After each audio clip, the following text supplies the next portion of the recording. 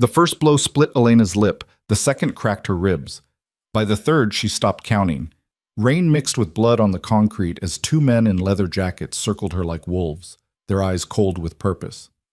"You work for Volkov," one spat, driving his boot into her stomach. "Tell your boss Viktor Kozlov sends his regards."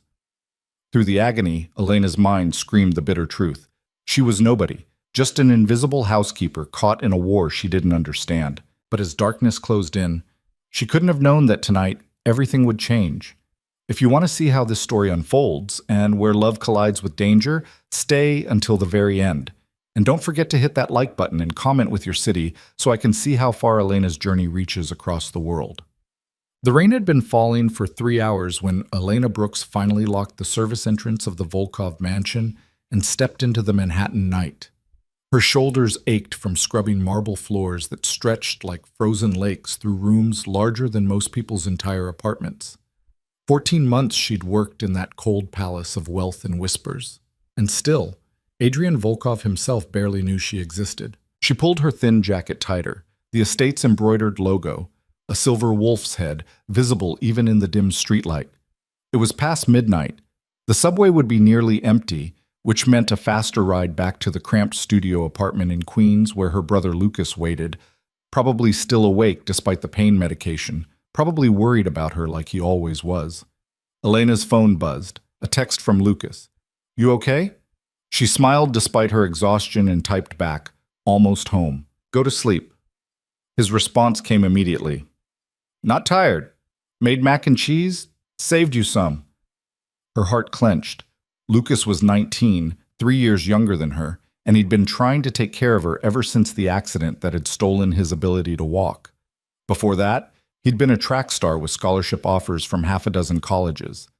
Now he spent his days in a wheelchair in their tiny apartment, cooking simple meals and pretending he wasn't slowly dying inside. The medical bills from their mother's cancer treatment had already crushed them.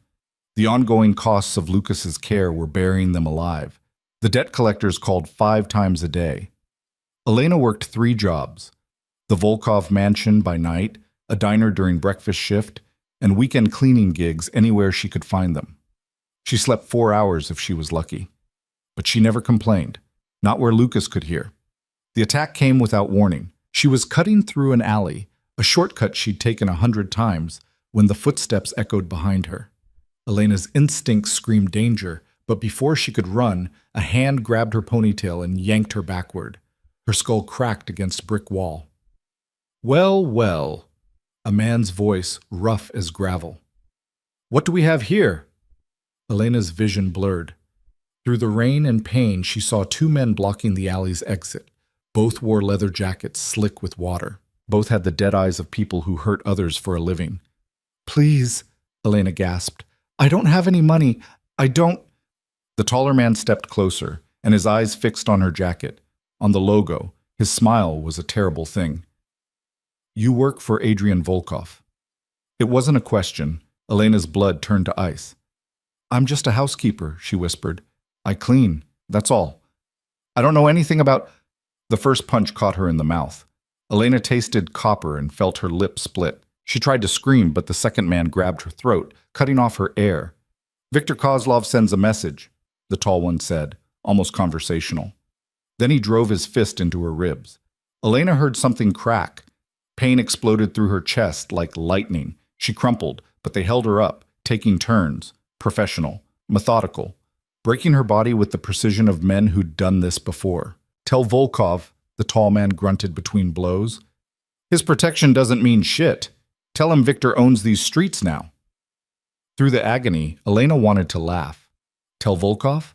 She'd worked in his house for over a year and he'd never spoken a single word to her. She was furniture, a ghost who cleaned his floors and washed his sheets and disappeared before he woke each morning.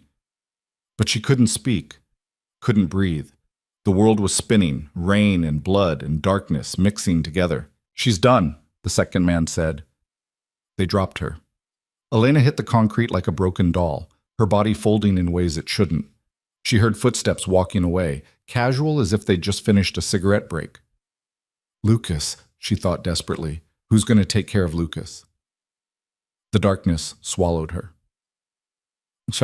She woke to voices and motion, Found her in the alley. Jesus Christ, Mikhail, there's so much blood.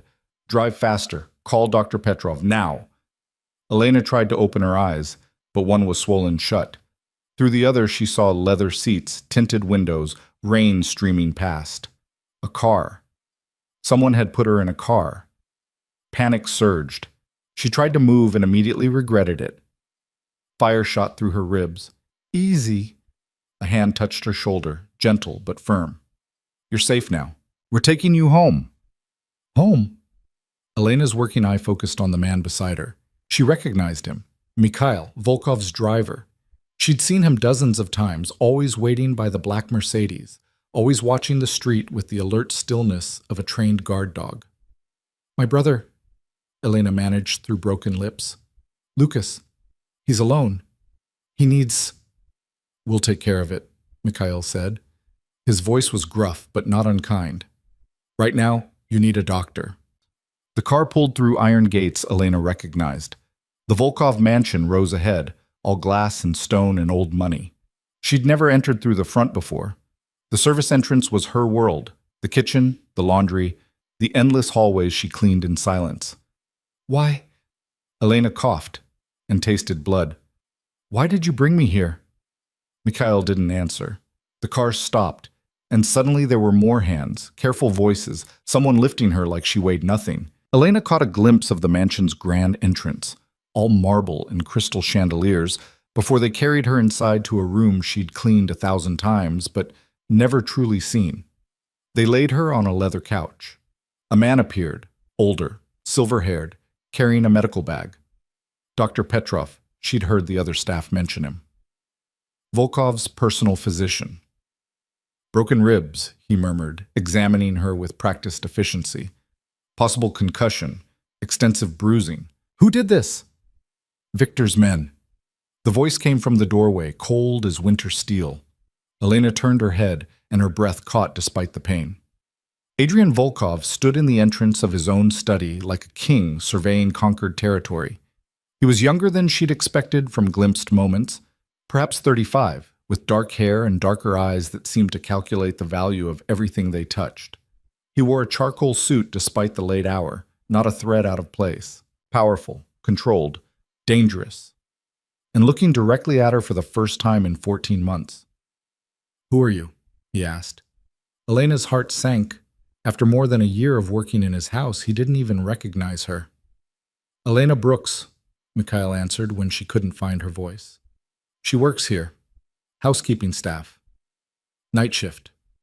Adrian's eyes narrowed. How long? 14 months, sir. Something flickered across Adrian's face. Surprise, perhaps, or shame. He stepped closer, and Elena fought the urge to shrink back. She'd seen this man from a distance, heard the whispered stories from other staff members. They said he ran half of Manhattan's underworld. They said men who crossed him disappeared. They said he had ice in his veins instead of blood. But right now, staring down at her broken body, his expression was unreadable. Victor's men did this? He asked her directly. Elena nodded, wincing. They wanted me to give you a message. They said he owns these streets now. Adrian's jaw tightened almost imperceptibly. When he spoke again, his voice was quieter, which somehow made it more terrifying. Did you see their faces? Yes. Could you identify them? Elena hesitated.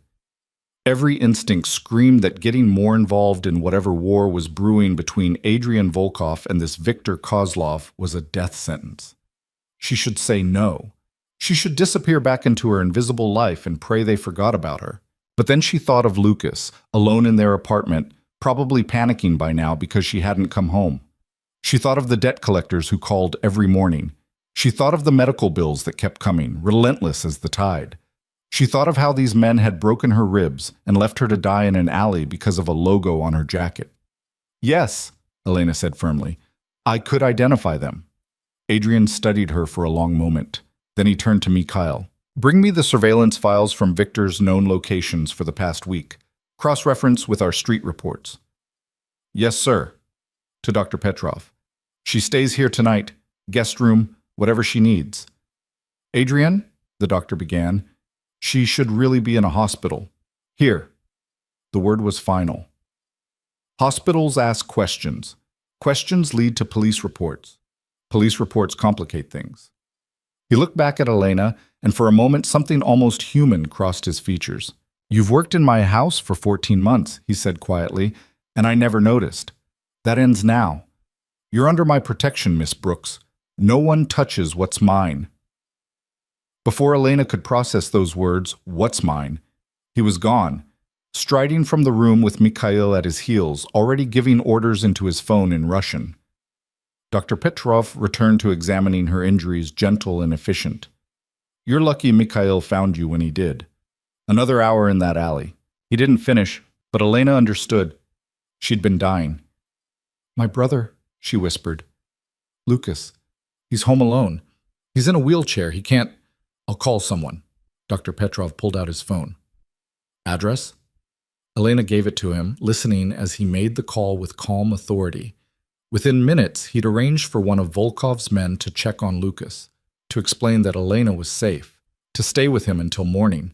The relief was so intense Elena nearly wept. They moved her to a guest room that was larger than her entire apartment. The bed felt like sleeping on a cloud. Dr. Petrov gave her something for the pain, and blessed numbness spread through her limbs. But even as exhaustion pulled her toward sleep, Elena's mind kept replaying Adrian Volkov's words. "You're under my protection. No one touches what's mine." She'd been invisible for 14 months, a ghost who cleaned his floors and laundered his sheets and existed only in the margins of his world. But now he'd seen her. And Elena couldn't decide if that was salvation or the most dangerous thing that had ever happened to her. Elena woke to sunlight streaming through floor-to-ceiling windows and the smell of coffee. For a moment, she forgot where she was. Then her ribs screamed with pain, and memory crashed back. The attack.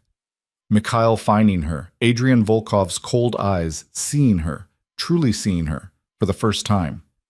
She sat up carefully, biting back a groan. Someone had changed her into soft pajamas while she slept. The clothes she'd been wearing, torn, bloody, were gone. On the nightstand sat a bottle of water, pain medication with handwritten dosage instructions, and a note in elegant script. "Dr. Petrov will check on you at 10 a.m. Rest. A.V." Elena checked her phone. 9:47 a.m. and 17 missed calls from Lucas. She dialed him immediately. "Elena?" His voice cracked with relief. "Holy shit, are you okay? This guy showed up last night, said you were hurt but safe, wouldn't tell me anything else. I've been losing my mind." "I'm okay," Elena lied. "I'm fine, really. There was an incident, but I'm safe now." "What kind of incident? Where are you?" Elena looked around the guest room with its expensive art and furniture that cost more than she'd earn in a year. How could she explain this to Lucas? How could she tell him their lives had just collided with Adrian Volkov's world in the worst possible way? "I'm at the estate," she said carefully. "Mr. Volkov is helping. I'll explain everything soon, okay? I promise." Lucas was quiet for a moment. "Elena, what happened?" A knock at the door saved her from answering. "I have to go. I'll call you back in an hour. I love you." She ended the call before he could protest. "Come in." Dr. Petrov entered carrying another medical bag. He examined her ribs with gentle efficiency, checked her pupils, asked about her pain level. "You're healing well," he said finally, "but you need rest. At least a week, preferably 2. Elena almost laughed. "I can't rest for 2 weeks. I have to work. I have bills already handled." She froze. "What?" "Mr. Volkov has arranged for your wages to continue during recovery. He's also settled your outstanding medical debts." Elena's world tilted. What? No, I can't accept that. I don't even know how much. $247,000. The number hit her like a physical blow. She'd known the debt was crushing, but hearing it spoken aloud made it real in a way it hadn't been before. $247,000. More money than she'd earned in 5 years of working herself to death. And Adrian Volkov had erased it like it was nothing. "Why?" Elena whispered. "Why would he do that?" Dr. Petrov's expression softened. "You were hurt because of him. Because you work in his house. Adrian takes that personally. But I'm nobody. I'm just Not anymore. The doctor closed his bag. You identified the men who attacked you. That makes you valuable. And Adrian protects what's valuable. He left her with that unsettling thought and instructions to call if she needed anything.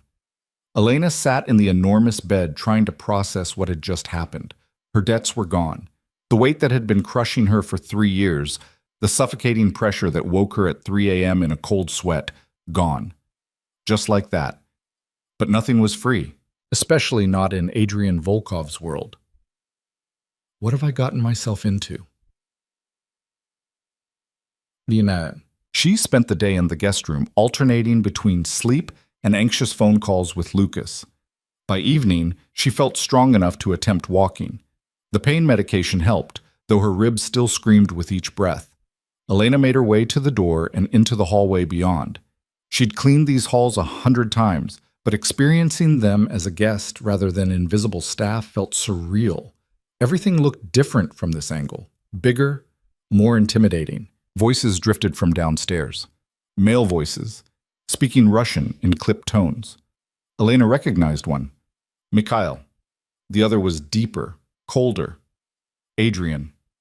She knew she should return to her room. Whatever they were discussing wasn't her business. But curiosity, or maybe something darker, pulled her forward. She moved carefully down the grand staircase, staying close to the wall. Found them, Mikhail's voice carried from the study. Both men from last night. They're at Victor's warehouse on the waterfront. How many others? Adrian asked. At least a dozen, maybe more. Victor's ramping up for something big. Silence. Then, bring me the girls' descriptions. I want confirmation before we move. Elena's breath caught. They were going after the men who'd attacked her. Tonight, probably. And if Adrian Volkov's reputation was even half true, those men wouldn't survive the encounter. She should feel guilty. She should feel horror at being the catalyst for violence. Instead, she felt a savage satisfaction that frightened her. Elena! She jumped, spinning too fast. Pain lanced through her ribs, and she grabbed the banister to steady herself. Adrian stood at the base of the stairs, watching her with those calculating dark eyes. I'm sorry, she said quickly. I didn't mean to eavesdrop. I was just walking. He climbed the stairs to her level with fluid grace. Up close, Elena noticed details she'd missed before. The faint scar along his jaw, the weariness around his eyes that expensive suits couldn't hide. The way he moved like violence was always one breath away. You shouldn't be out of bed, he said. I've been in bed all day. I needed to move. His eyes dropped to where she clutched her side. You're in pain. I'm fine. You're a terrible liar. Something almost like amusement flickered across his face. Doctor, Petrov said you need 2 weeks of rest. You'll stay here until you're healed. Elena's pride flared. I can't stay here for 2 weeks. I have a life. My brother needs me. I can't just... Your brother. Adrian's expression shifted. Lucas, yes? 19 years old, paralyzed in a car accident 2 years ago. Currently living in a 400-square-foot studio in Queens with inadequate wheelchair access and minimal medical care. Elena's blood ran cold. How do you know that? I make it my business to know things. He said it without apology. Especially about people under my protection. I didn't ask for your protection. You identified the men who attacked you. That made it my responsibility. So what? Elena's voice rose despite the pain it caused. You erased my debts. You're hunting down the people who hurt me. You're learning everything about my life. And I'm just supposed to accept it? Supposed to be grateful? Yes. The simple arrogance of that single word should have made her furious. Instead, Elena found herself fighting an inappropriate urge to laugh. This man had more power in his little finger than she'd had in her entire life. He operated by rules she didn't understand, in a world where violence was currency and people disappeared for asking the wrong questions, and he expected her to just accept it. I can't stay here, she said quietly. Lucas is alone. He needs me. Adrian studied her for a long moment. Bring him here. Elena blinked. What? Your brother. Bring him to the estate. There's a first-floor suite with full wheelchair accessibility. Dr. Petrov specializes in spinal injuries. He can provide better care than Lucas is currently receiving. I can't. You can't just... I can. Adrian's voice was matter-of-fact. And I will. Unless you'd prefer to return to your studio apartment while Victor's men are still looking for ways to hurt me. In which case, you're both dead within a week. The brutal honesty stole her breath. You're threatening us. I'm stating facts. He moved closer, and Elena caught the scent of expensive cologne and something darker underneath. You're involved now, Elena, whether you wanted to be or not. The moment you wore that logo on your jacket, the moment Victor's men used you to send me a message, you became part of this world. The only question is whether I protect you or leave you to fend for yourself. His hand came up to her face, and Elena froze. Adrian's fingers ghosted along her bruised jaw so gently she barely felt it. They did this because of me, he said quietly. So I'll fix it, all of it. Your debts, your brother's care, your safety. But you stay where I can protect you. Both of you. Elena's heart hammered against her broken ribs. She should run. Every instinct screamed to get away from this dangerous man and his dangerous world. But when she looked into Adrian Volkov's eyes, she didn't see the cold crime lord everyone feared.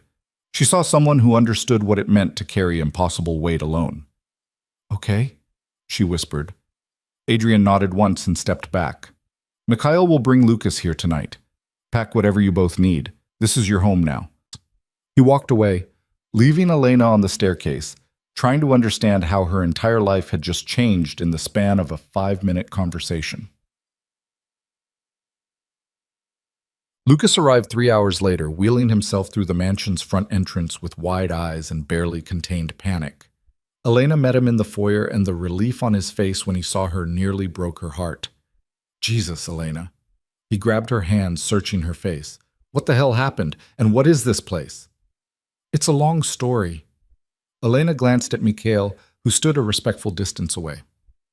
Come on, I'll explain everything. She took Lucas to the first-floor suite Adrian had mentioned.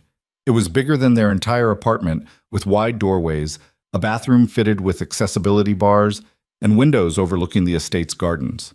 Someone had already stocked it with medical supplies. Lucas wheeled to the window, staring out at manicured lawns that stretched toward distant trees. This is insane. This is absolutely insane. Elena, who is this guy? Adrian Volkov. Elena sat carefully on the suite's couch. He owns this estate. I've been cleaning here for over a year. The Mafia Boss? Lucas spun his wheelchair to face her. Elena, are you kidding me right now? You've been working for a fucking crime lord? I didn't know. I thought he was just rich, old money or something. And now we're living in his house because... Elena took a breath and told him everything. The attack in the alley, Mikhail finding her, Adrian's offer of protection, and how it wasn't really an offer at all. The debts that had been erased. The impossible choice that had become no choice. Lucas listened in silence, his hands gripping his wheelchair's armrests so tight his knuckles went white. This is my fault, he said when she finished. If I hadn't been in that accident, if you weren't drowning in my medical bills, don't. Elena moved to kneel beside his chair despite the pain it caused. Lucas, none of this is your fault. You didn't ask for any of this. Neither did you. His eyes were bright with unshed tears. You should be in college. You should be living your life, not working 3 jobs to keep me alive. You're my brother. You're the only family I have. I'd work 100 jobs if that's what it took. Lucas pulled her into a fierce hug, careful of her injuries. They stayed like that for a long moment, holding each other in the surreal luxury of Adrian Volkov's guest suite. So what now? Lucas asked finally. We just live here, under the protection of a mafia boss? That's our life now? I don't know. Elena pulled back, wiping her eyes. But we're safe. For the first time in years, Lucas, we're actually safe. We can breathe. A knock at the door interrupted them. Mikhail stepped inside, his expression carefully neutral. Mr. Volkov requests Miss Brooks's presence in his study. Elena's stomach dropped. Now? If you're able. Lucas grabbed her hand. I'll come with you. No. Mikhail's voice was firm. Just Elena. Dr. Petrov will be here shortly to examine you, Mr. Brooks. He'll discuss your treatment options. Lucas looked ready to argue, but Elena squeezed his hand. It's okay. I'll be fine. She followed Mikhail through the mansion's winding halls, her heart beating faster with each step. The study door was open. Adrian stood at the windows, silhouetted against the city lights, looking like he owned the world. Maybe he did. "You wanted to see me?" Elena asked from the doorway. Adrian turned. In his hand was a tablet, and he set it on the desk between them. "I need you to confirm something." Elena approached carefully. The tablet showed security footage, grainy, black and white, but clear enough. Two men stood outside a warehouse, smoking cigarettes. Both wore leather jackets. Both had the dead eyes she remembered. Her blood turned cold. "That's them. The ones who attacked me." Adrian's expression didn't change, but something dark flickered in his eyes. "You're certain?" "Yes, I'm certain." He picked up the tablet, his movements precise and controlled. "Thank you. That's all I needed." Elena should have left, should have returned to Lucas and pretended she didn't know what was about to happen. Instead, she heard herself ask, "What are you going to do to them?" Adrian looked at her for a long moment. "What would you like me to do to them?" The question was a test. Elena knew it instinctively, but she was done pretending, done being the invisible girl who swallowed her anger and accepted whatever the world threw at her. "I want them to understand what they did," she said quietly. "I want them to know that I'm not just a message. I'm a person. And what they did to me matters." Something shifted in Adrian's gaze. Respect, maybe. Or recognition. "They'll understand," he promised, before the end. He dismissed her with a nod, already reaching for his phone. Elena left the study on shaking legs, knowing that somewhere in the city, two men's fates had just been sealed, and she couldn't bring herself to feel guilty about it. Bump. She didn't see Adrian for 3 days. Mikhail came and went. Dr. Petrov examined her ribs daily and started an intensive treatment plan for Lucas. The estate staff treated both Brooke's siblings with careful courtesy, bringing meals and fresh linens and asking if they needed anything. But Adrian Volkov remained absent. Elena told herself she didn't care, told herself she was relieved not to face those cold, calculating eyes that seemed to see straight through her. But late at night, when pain and anxiety kept her awake, she found herself wondering where he was, what he was doing. If the men who'd attacked her were already dead. On the 4th morning, Elena woke to find Adrian sitting in the chair beside her bed. She bolted upright with a gasp, immediately regretting it as her ribs protested. "Jesus, you can't just... How long have you been there?" 20 minutes. He looked exhausted, she realized. His suit was wrinkled. Dark circles shadowed his eyes. "I wanted to make sure you were healing properly. You could have just asked Dr. Petrov. I wanted to see for myself." Elena pulled the blanket higher, suddenly aware she wore only a thin nightshirt. "Where have you been?" "Handling business." Adrian's voice was flat, empty. "The men who hurt you won't be a problem anymore." "You killed them." "I protected what's mine." There it was again. That phrase that made her feel like property and something infinitely more valuable at the same time. "I'm not yours," Elena said quietly. "You're under my protection. That makes you mine." Adrian leaned forward, elbows on his knees, and for a moment he looked almost human, almost vulnerable. "Do you know how long you worked in this house before last week?" 14 months. And in all that time I never saw you.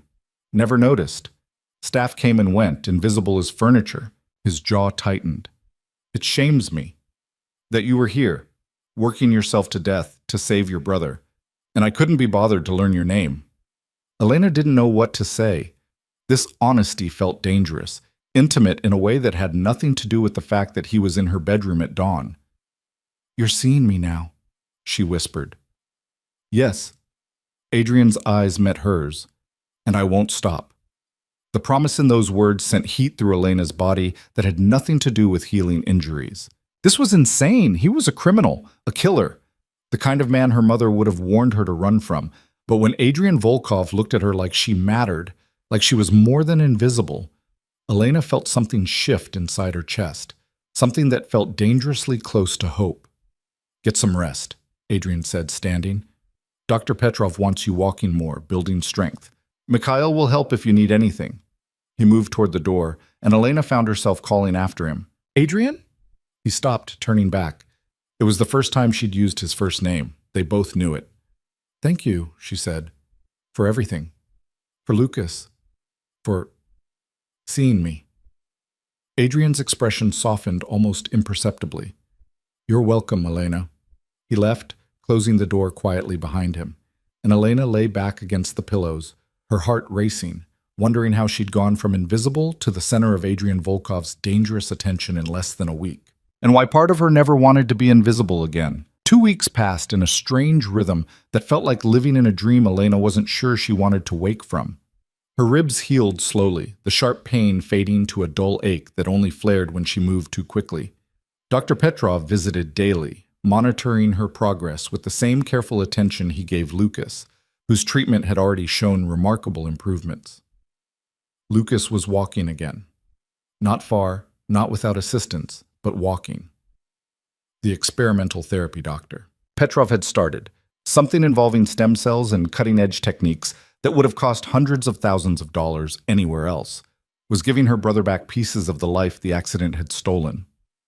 Elena watched him take halting steps across the suite's hardwood floor each morning, supported by parallel bars the medical staff had installed, and felt tears she couldn't quite explain.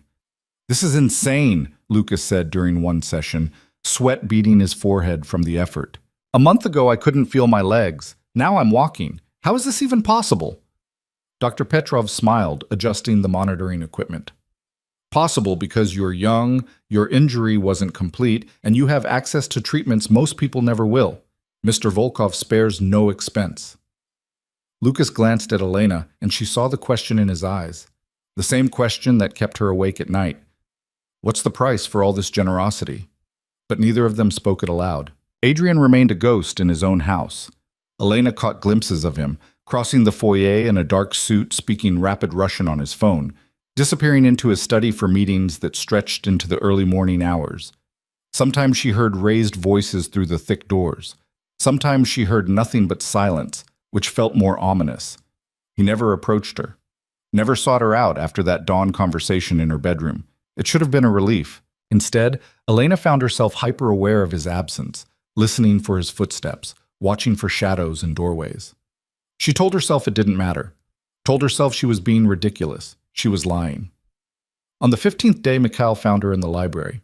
Elena had discovered it by accident, a 2-story room lined with books in a dozen languages, leather chairs positioned near tall windows overlooking the estate's gardens. She'd been reading there for an hour, trying to lose herself in someone else's story, when Mikhail's reflection appeared in the window glass.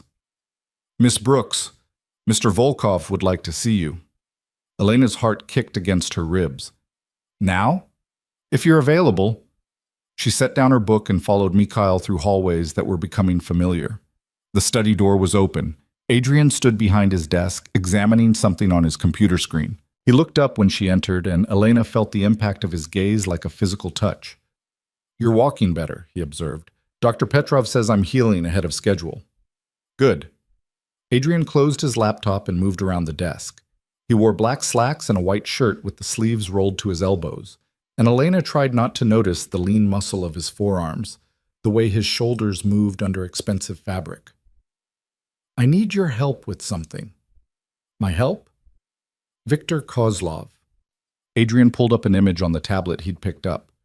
Do you know who he is? Elena shook her head. The man in the photo was older than Adrian, maybe mid-40s, with cold blue eyes and the kind of face that looked carved from granite. Hard, unforgiving. He runs operations on the east side, Adrian explained. Drugs, weapons, human trafficking. He's been trying to expand into my territory for 6 months. The attack on you was his way of declaring war. Elena's mouth went dry. War? A word. Nothing more. But the tension in Adrian's shoulders suggested otherwise. Victor operates from a club downtown. High-end, invitation only. I need information about his security arrangements, his routines. I have people inside, but they're limited in what they can access. And you need me because... Adrian's eyes met hers. Because I'm taking you there tonight, as my guest. The words landed like a bomb. Elena stared at him, certain she'd misheard. You want me to go to this crime lord's club, the one whose men beat me half to death? They won't recognize you. Adrian's voice was matter of fact. You were beaten in an alley at night. You'll be dressed differently, hair and makeup professionally done. And you'll be with me. No one will look at the girl on my arm and see a housekeeper. But why me? You must have, I don't know, trained people for this kind of thing. I do. But Victor knows all of them. Adrian moved closer and Elena caught that scent again. Expensive cologne and something darker underneath. He's never seen you, never heard your name. You're invisible to him, which makes you perfect. There was that word again. Invisible. Except Adrian made it sound like an asset instead of a curse. What would I have to do? Elena asked carefully. Be seen with me. Smile. Play the part of a woman who's captivated by my attention. His mouth curved slightly. Think you can manage that? Heat rushed to Elena's face. I'm not an actress. You don't need to be. Just be yourself. Adrian's hand came up to her face, fingers ghosting along her now healed jaw, the same way he'd touched her bruises weeks ago. Stay close to me. Listen, if anyone talks. Remember faces. That's all. And if something goes wrong, nothing will go wrong. Mikhail and 6 others will be there. You'll be safe. His eyes darkened. I promise you, Elena, nothing and no one will touch you.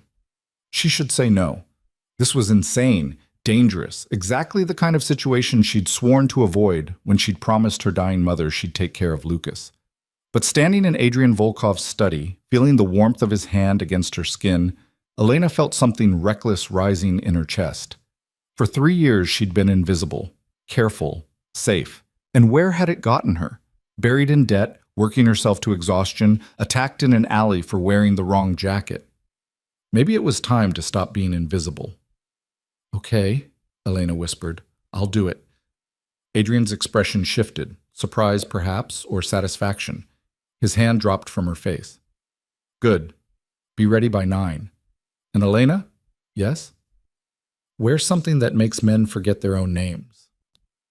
He turned back to his desk, dismissing her, leaving Elena to wonder what the hell she'd just agreed to. At 7 o'clock, 3 women appeared at Elena's door, carrying garment bags and cases full of makeup and styling tools. They introduced themselves as Natasha, Irina, and Sonia, professional stylists who apparently worked for Adrian regularly. Mr. Volkov said you need to look perfect tonight, Natasha said, already assessing Elena with a critical eye. So let's get started. The next 2 hours were a whirlwind. They washed and styled her hair into soft waves that fell past her shoulders, applied makeup that transformed her face, not into someone else, but into a more polished, dangerous version of herself. Dark eyes, full lips, cheekbones sharp enough to cut. Then came the dress. Oh, hell no, Elena said when Natasha pulled it from the garment bag. That's not a dress. That's barely fabric. That, Irina corrected, is Alexander McQueen, worth more than most people's cars. And it's perfect. The dress was black silk that clung to every curve Elena didn't know she had. The neckline plunged dangerously low. The back was nearly non-existent. When she finally let them zip her into it, Elena barely recognized her own reflection. I look like a completely different person. You look like the kind of woman who belongs on Adrian Volkov's arm, Sonia said with satisfaction. Which is exactly the point. A knock at the door. Mikhail's voice. Miss Brooks? Mr. Volkov is waiting.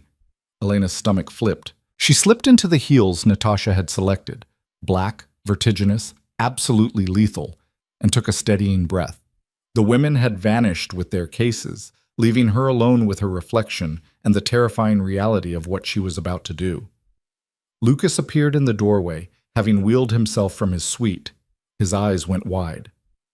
Holy shit, Elena. Language.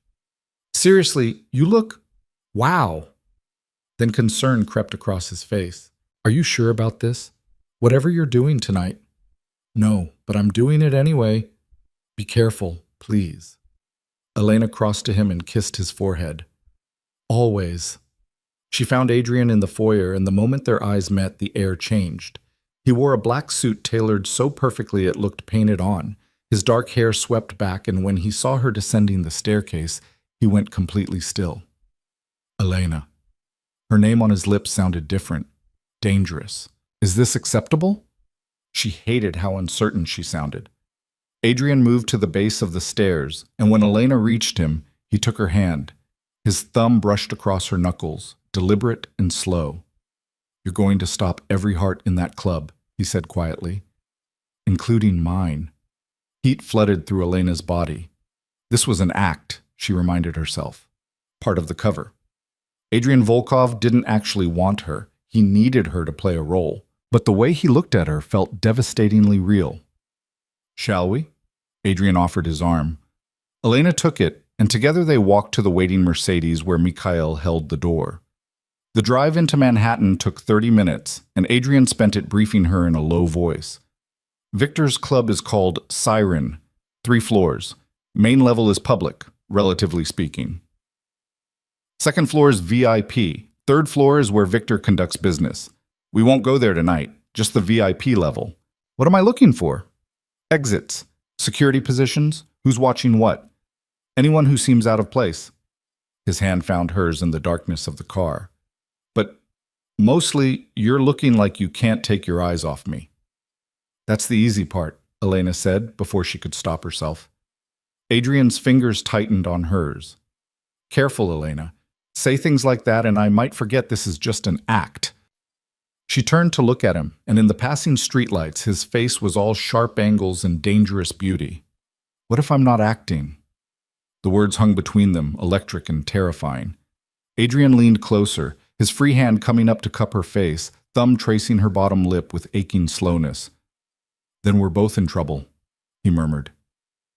The car stopped.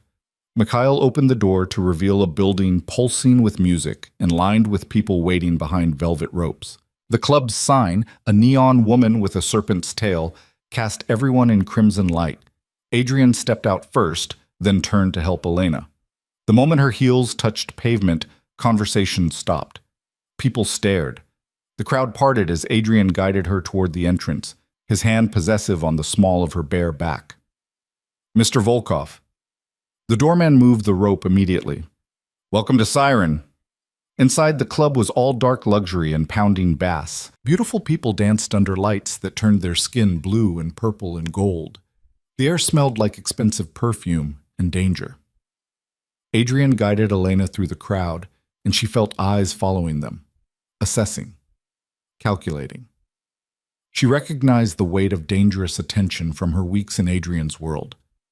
These people operated by different rules, and one wrong move could be fatal. They climbed stairs to the second level where the music was quieter but the atmosphere more intense. This was where power gathered. Men in expensive suits conducting business over bottles of champagne that cost more than Elena used to make in a month. Women who looked like models draped over arms and laps. Adrian Volkov. The voice came from a corner booth where a man sat surrounded by guards. Victor Kozlov, Elena recognized him from the photo. Up close, he looked even more dangerous. What an unexpected pleasure. Victor. Adrian's voice was ice. I hope you don't mind the intrusion. Not at all. Please, join me. Victor's eyes slid to Elena, and she felt his gaze like oil on her skin. And who is this exquisite creature? Elena. Adrian's hand tightened on her waist. A friend. A friend!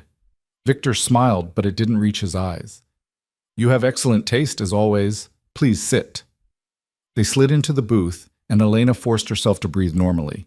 This was the man who'd ordered her beaten, who'd used her body as a message to Adrian. She was sitting 3 feet from him, smiling like nothing was wrong, playing a role that felt more real with every passing second.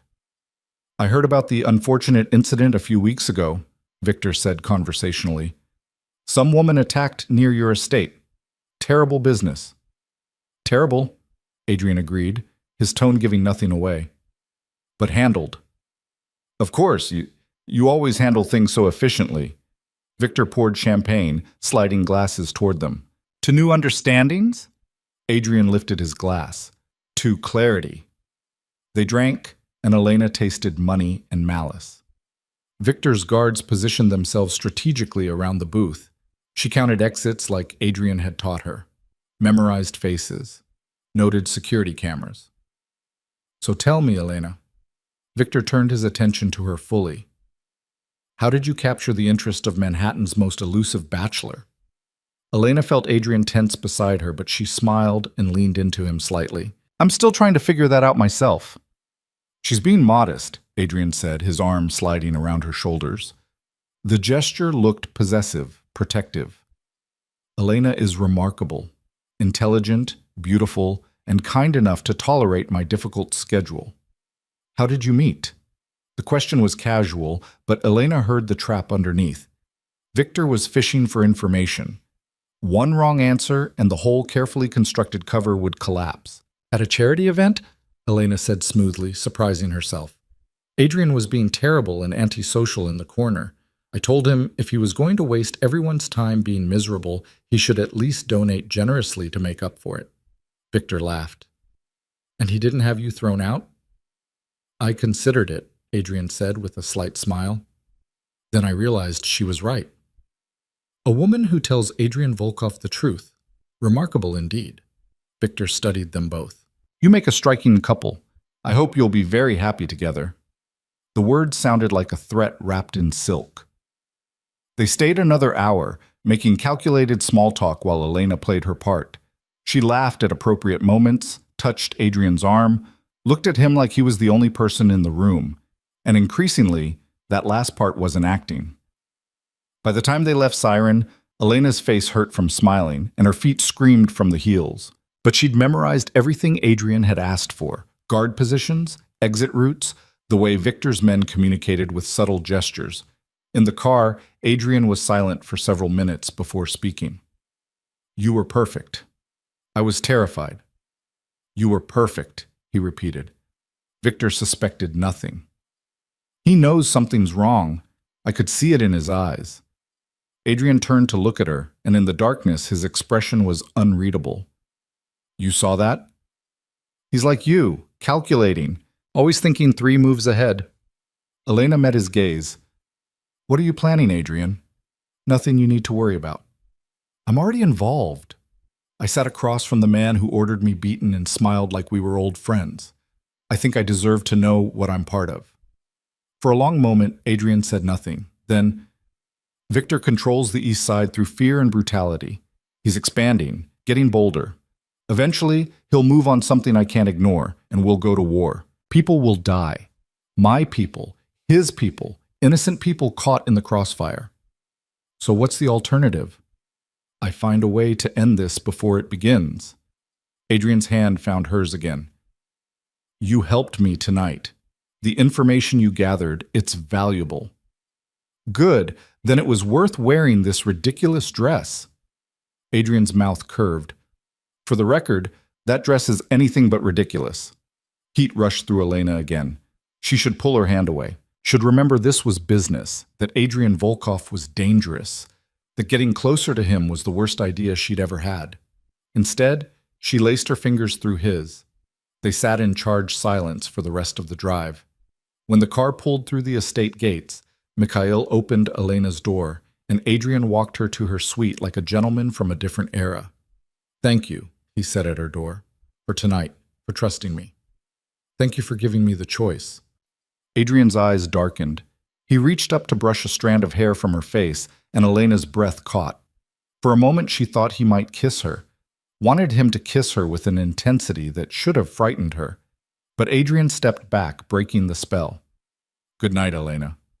Good night. She watched him walk away, then slipped inside her suite and collapsed against the closed door. Her heart was racing, her hands were shaking, and she couldn't stop thinking about the way Adrian had looked at her tonight, like she was the most dangerous and valuable thing in his world.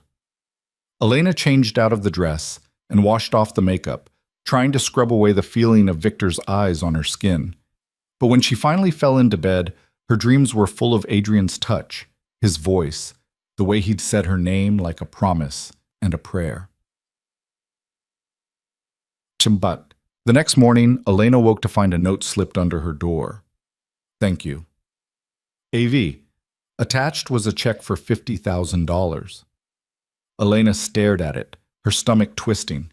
Payment for last night, for playing her part, for being useful.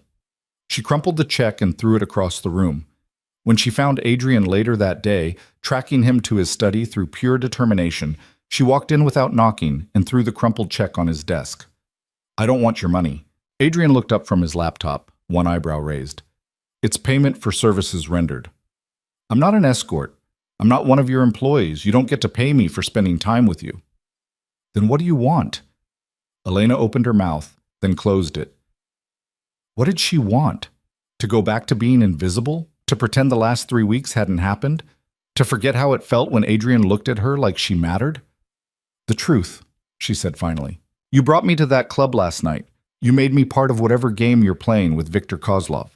I deserve to know what happens next. Adrian studied her for a long moment.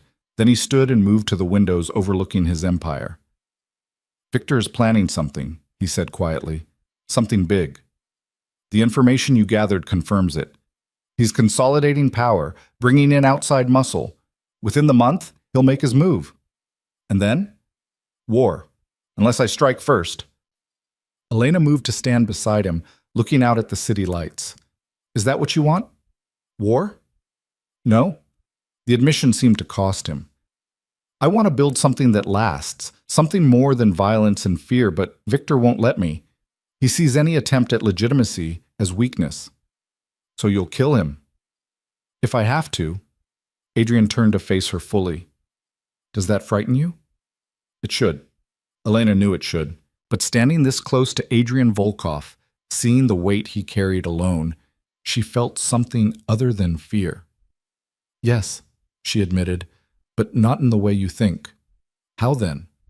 I'm frightened that I'm starting to understand you, that when I look at you I don't see a monster. I see someone trying to protect what's his in the only way he knows how. Adrian's hand came up to cup her face, and this time Elena didn't pull away. She leaned into his touch, letting herself feel the warmth of his palm against her cheek. You should be afraid of me, Adrian said roughly. You should run. I know. But you're not going to. No. He moved closer, and Elena's heart hammered against her ribs. Adrian's other hand found her waist, pulling her against him, and she gasped at the contact, heat and strength and barely leashed control. Elena. Her name was a warning, a question. She answered by rising on her toes and pressing her lips to his. The kiss was electric. Adrian made a rough sound in his throat and deepened it, his hands tightening on her waist as Elena's fingers tangled in his hair. It was nothing like the careful performance at the club. This was raw and real and desperately honest.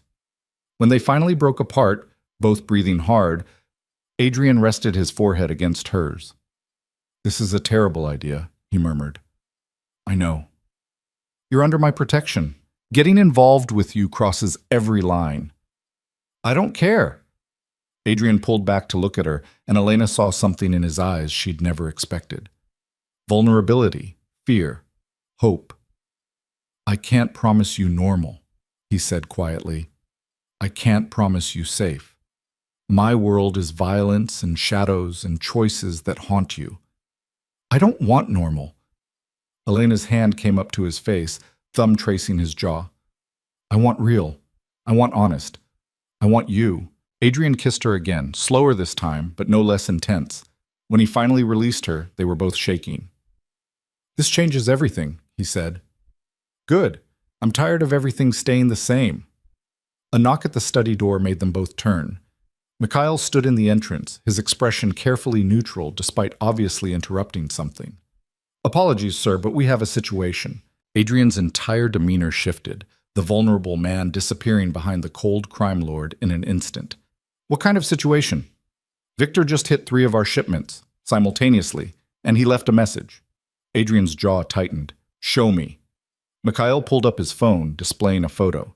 It showed one of Adrian's warehouses, or what was left of it, burned to the ground, and spray-painted across the remaining wall in letters 10 feet high. Last warning. Elena felt Adrian's whole body go rigid with rage. Get everyone to the secure location, he said, his voice deadly calm. Full lockdown. I want every asset accounted for and every loose end tied up. We move tonight. Yes, sir. Mikhail disappeared. Adrian turned back to Elena, and she saw the war happening behind his eyes. The man who'd kissed her moments ago warring with the leader who had to make impossible choices. I have to handle this, he said. I know. Stay in the mansion. Don't leave for any reason. Mikhail will double the guards. Adrian, he kissed her once more, hard and fierce. I'll come back to you, I promise. Then he was gone, striding from the study with the cold purpose of a man going to war. Elena stood alone in the empty room, her lips still burning from his kiss, and wondered if she'd just made the best or worst decision of her life. Through the windows, she watched cars pull up to the mansion's entrance, watched Adrian's men arrive in dark suits with darker expressions, watched Adrian himself stride out, giving orders in rapid Russian, every inch the powerful crime lord the city feared. And Elena realized with terrifying clarity that she was falling in love with him. The mansion felt like a fortress under siege. Within an hour of Adrian's departure, armed guards appeared at every entrance. Mikhail stationed men in the gardens, on the rooftop, patrolling the perimeter with German shepherds that looked like they'd been trained to kill on command. Elena watched from her window as the estate transformed into something out of a military operation, and fear coiled tight in her stomach. Lucas found her there an hour later, his walking improving enough that he only needed a cane for support now. He stood beside her, taking in the guards and their weapons with worried eyes. This is bad, isn't it? Yes. Elena saw no point in lying. Where's Adrian? Handling it. She didn't know how else to describe what Adrian was doing. Starting a war? Ending one? The distinction felt meaningless. Lucas was quiet for a moment. You care about him. It wasn't a question, but Elena answered anyway. I do. Elena, he's dangerous. You know that, right? Whatever's happening between you two, I know exactly what he is. Elena turned to face her brother. And I care about him anyway. Maybe I'm crazy. Maybe I'm making a huge mistake. But for the first time in 3 years, Lucas, I feel like I'm actually living instead of just surviving. Lucas studied her face, and she saw the moment he understood. The moment he recognized that this wasn't some fleeting attraction or gratitude for Adrian's help. This was real, deep, terrifying. Just be careful, he said finally. Please. I can't lose you too. Elena pulled him into a hug, careful of his healing spine. You won't, I promise. But even as she said it, she wondered if it was a promise she could keep. The hours crawled past with agonizing slowness. Elena tried to read, tried to sleep, but her mind kept returning to Adrian. Where was he? What was he doing? The memory of their kiss burned through her thoughts, the desperate hunger in it, the way he'd held her like she was precious and breakable and essential all at once. I'll come back to you, I promise. She clung to those words like a lifeline. At 3 a.m, headlights swept through the gates. Elena bolted from bed and ran to the window, her heart hammering. 3 black SUVs pulled up to the mansion's entrance. Men emerged, some supporting others who moved with the careful stiffness of the injured. Mikhail appeared, directing them inside with sharp efficiency. And then Adrian stepped out of the lead vehicle. Even from a distance, Elena could see the blood on his white shirt, dark stains across his chest and arms. He moved with his usual fluid grace, but something in his posture suggested barely contained violence. He spoke briefly with Mikhail, gesturing toward the house, and then looked up, directly at Elena's window. Their eyes met across the darkness and distance. Adrian's face was shadowed, unreadable, but Elena felt the intensity of his gaze like a physical touch. He said something to Mikhail, then strode toward the mansion's entrance and disappeared inside. Elena's hands were shaking. The blood on his shirt, was it his? Someone else's? Both? She should stay in her room, should let Adrian handle whatever needed handling and wait for him to come to her when he was ready. But the fear clawing at her chest made waiting impossible. Elena grabbed a robe and slipped into the hallway. The mansion was alive with activity, men moving purposefully through corridors, voices speaking in rapid Russian, the controlled chaos of a military operation wrapping up. She moved through it all like a ghost, heading instinctively toward Adrian's private quarters on the 3rd floor. She'd never been there before. The staff didn't clean those rooms. Adrian kept that space entirely private, maintained by people Elena had never met. But she knew where it was, and the guard stationed outside the door recognized her. Miss Brooks? The taller guard stepped forward. Mr. Volkov left instructions that you're not to be disturbed. Is he hurt? No, miss, but he's... Then let me through. The guard hesitated, clearly torn between his orders and the authority in Elena's voice. Finally, he stepped aside. Your call, miss. But he's in a mood. Elena pushed through the door before she could lose her nerve.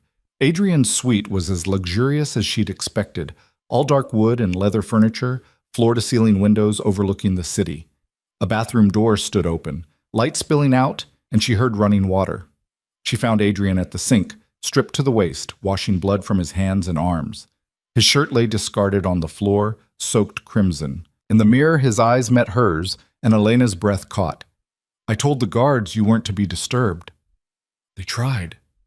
Elena moved closer, taking in the blood, the tension in his shoulders, the controlled fury still radiating from him.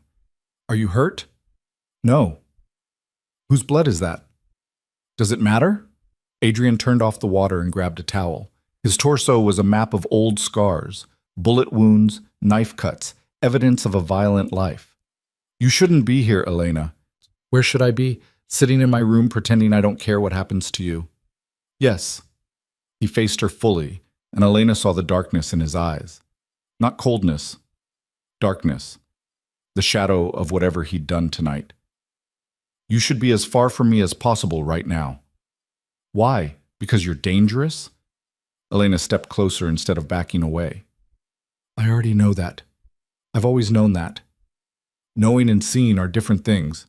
Adrian's voice was rough. Tonight I did things that would make you run screaming if you knew the details. I hurt people, killed people, and the worst part is, I don't feel guilty about any of it. Did they deserve it? The question seemed to surprise him. Does anyone deserve death? The men who beat me in that alley did. Elena moved until she was directly in front of him. The ones who would have killed me if Mikhail hadn't found me. Victor's men who hurt innocent people to send messages. Yes, Adrian, some people deserve exactly what you give them. Adrian's hand shot out, gripping her wrist, not hard enough to hurt, but firm enough to make his point. Don't romanticize what I am. Don't make me into some hero fighting for justice. I'm a criminal, Elena. I break the law. I hurt people. I trade in violence and fear. That's the truth. I know. Elena twisted her wrist free and pressed her palm against his chest, feeling his heart hammering beneath scarred skin. But I also know you paid off debts you didn't owe. You brought my brother here and gave him treatment that's letting him walk again. You protect the people under your roof like they're family. You're not just a criminal, Adrian. You're complicated. Complicated. He laughed, but there was no humor in it. That's one word for it. What happened tonight? Adrian was quiet for a long moment. Then he moved to the windows, staring out at his city like a king surveying a kingdom he'd built with blood and ruthlessness. Victor hit 3 of my warehouses, destroyed millions of dollars worth of product and equipment, killed 2 of my men, and injured 5 more. His voice was flat, reciting facts. So I hit him back. Harder. His operations on the east side are burning as we speak. His supply chain is in ruins. His lieutenants are either dead or running. And Victor? Alive. For now. Adrian's reflection in the glass was hard as stone. I sent him a message of my own. He has 48 hours to leave New York, or I'll hunt him down personally. Elena absorbed this, trying to reconcile the man who'd kissed her so tenderly hours ago with the crime lord who'd just declared war on half the city. But maybe that was the point. Maybe Adrian contained multitudes, violence and gentleness, ruthlessness and protection, darkness and the desperate desire for something better. Will he leave? She asked. No, men like Victor don't run. They double down. Adrian turned to face her, which means this gets worse before it gets better. And you need to understand what that means for you. What does it mean? It means Victor will look for my weakness, the fastest way to hurt me. His eyes burned into hers, and after seeing us together at Siren, he knows exactly where to aim. The implication hit Elena like cold water. You think he'll come after me? I know he will. It's what I would do. Adrian crossed the space between them in 3 strides, which is why you can't stay here anymore. Elena's world tilted. What? I have a safe house upstate, completely secure off the grid. You and Lucas will go there until this is finished. No. This isn't a discussion, Elena. You're right, it's not. Elena planted her feet, refusing to back down despite the dangerous edge in Adrian's voice. Because I'm not running. I'm not hiding while you fight this war alone. You don't have a choice. I always have a choice, and I choose to stay. Adrian's control cracked. He grabbed her shoulders, pulling her against him, his face inches from hers. Don't you understand? If Victor gets his hands on you, he'll use you to destroy me. He'll hurt you in ways that make what happened in that alley look merciful. And His voice broke. I can't survive that. I can't watch you suffer because of me. Elena saw it then, the fear beneath the anger, the terror hiding behind cold control. Adrian Volkov, who ruled Manhattan's underworld without flinching, was afraid of losing her. Then don't let him take me. Elena's hands came up to frame his face. Keep me close. Protect me the way you know how. But don't send me away, Adrian, please. You're asking me to gamble with your life. I'm asking you to trust that I know the risks, and I'm choosing this anyway. She pulled him down until their foreheads touched. I'm choosing you. Adrian made a sound somewhere between a groan and a prayer. Then he was kissing her, desperate and hungry and full of everything he couldn't say with words. Elena kissed him back with equal intensity, her fingers tangling in his hair, her body molding against his. This wasn't like their first kiss. This was raw need and barely leashed control. Adrian's hands roamed her body through the thin robe, learning her curves, claiming her. When he backed her toward the bed, Elena went willingly, desire burning away fear and common sense. He laid her down on silk sheets, his body covering hers, and Elena gasped at the contact. Heat and strength and the controlled power of a dangerous man choosing gentleness. Adrian's mouth moved from her lips to her throat, teeth grazing sensitive skin, and Elena arched beneath him. Tell me to stop, he murmured against her collarbone. Tell me this is crazy, and we should wait, and I'll stop. Don't stop. Elena's hands explored the scarred landscape of his back. Don't ever stop. Adrian groaned and captured her mouth again. His hand slid beneath her robe, finding bare skin, and Elena felt herself falling into sensation. Nothing mattered except this moment, this man, the connection building between them that felt inevitable as gravity. But then Adrian's phone buzzed. Once, twice, 3 times in rapid succession. He pulled back with a curse, his breathing ragged. I have to... I know. Elena touched his face, memorizing the way he looked in this moment. Disheveled, wanting, human. Answer it. Adrian kissed her once more, then rolled away to grab his phone. Elena watched his expression shift as he read the messages, saw the cold crime lord reassert control over the vulnerable man. Victor just issued a public challenge, he said, his voice tight. He's claiming I'm weak, losing control, hiding behind a woman. Adrian's jaw clenched. He wants a meeting, tomorrow night, neutral territory, to settle this once and for all. It's a trap. Of course it's a trap. Adrian stood, already pulling on a clean shirt. But I have to take it. If I don't, I look weak. And in this world, weakness is death. Elena sat up, clutching the robe around herself. What are you going to do? What I do best. I'm going to walk into Victor's trap and turn it back on him. He paused at the door, looking back at her. But you need to promise me something. What? If this goes wrong, if something happens to me, Mikhail has instructions. He'll get you and Lucas somewhere safe, somewhere Victor can't reach you. Promise me you'll go. Elena wanted to argue, wanted to refuse, but she saw the desperate need in Adrian's eyes, and she understood. He needed to know she'd survive even if he didn't. I promise, she whispered. Adrian nodded, then disappeared into the hallway, already shouting orders in Russian. Elena sat alone in his bed, surrounded by his scent, and tried not to think about what tomorrow night might bring. She didn't sleep, couldn't sleep. By the time dawn broke over Manhattan, Elena had made a decision that would probably get her killed. She found Mikhail in the security office, surrounded by computer screens showing every angle of the estate. He looked up when she entered, exhaustion evident in the lines around his eyes. Miss Brooks, you should be resting. I need your help. Mikhail studied her carefully. With what? Adrian's meeting with Victor tonight. I want to be there. Absolutely not. I'm not asking permission.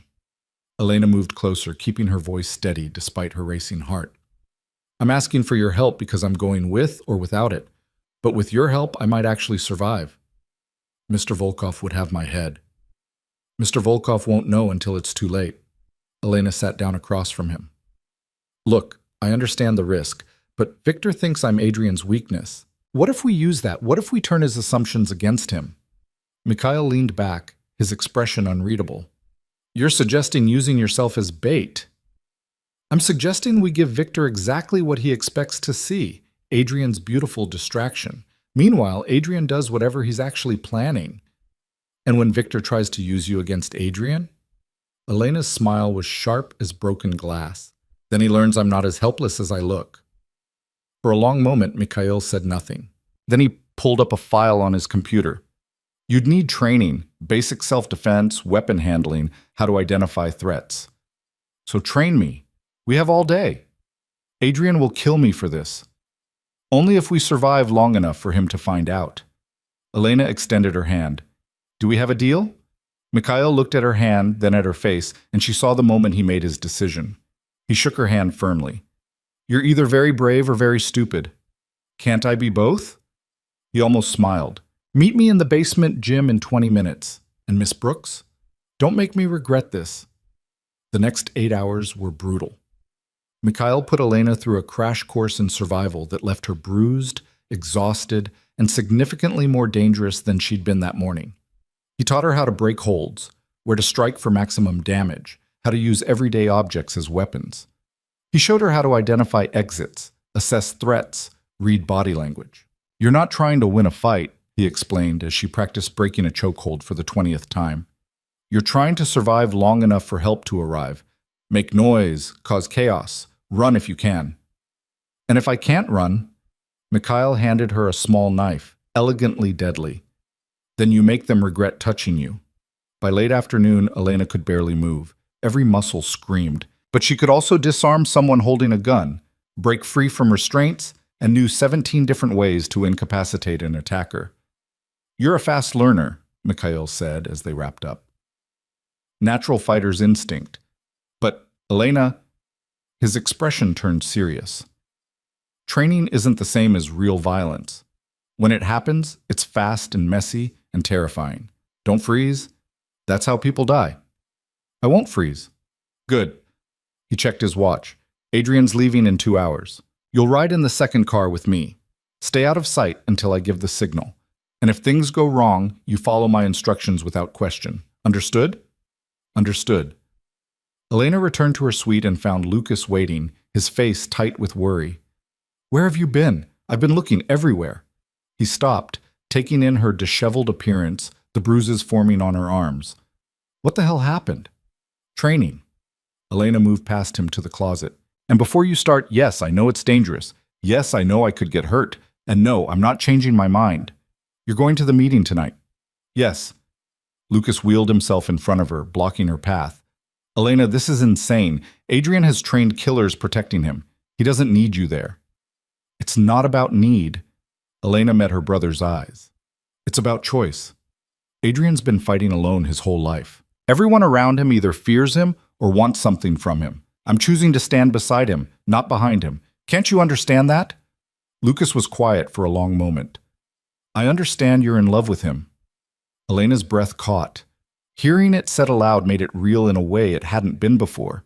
Terrifying and exhilarating and absolutely true. Yes, she said simply. I am.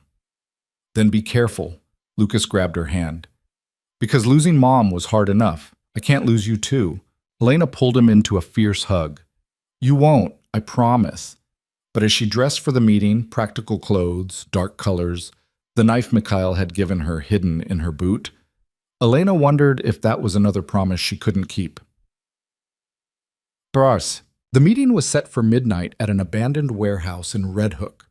Neutral territory, theoretically, though Elena suspected Victor had chosen it specifically for the tactical advantages it offered.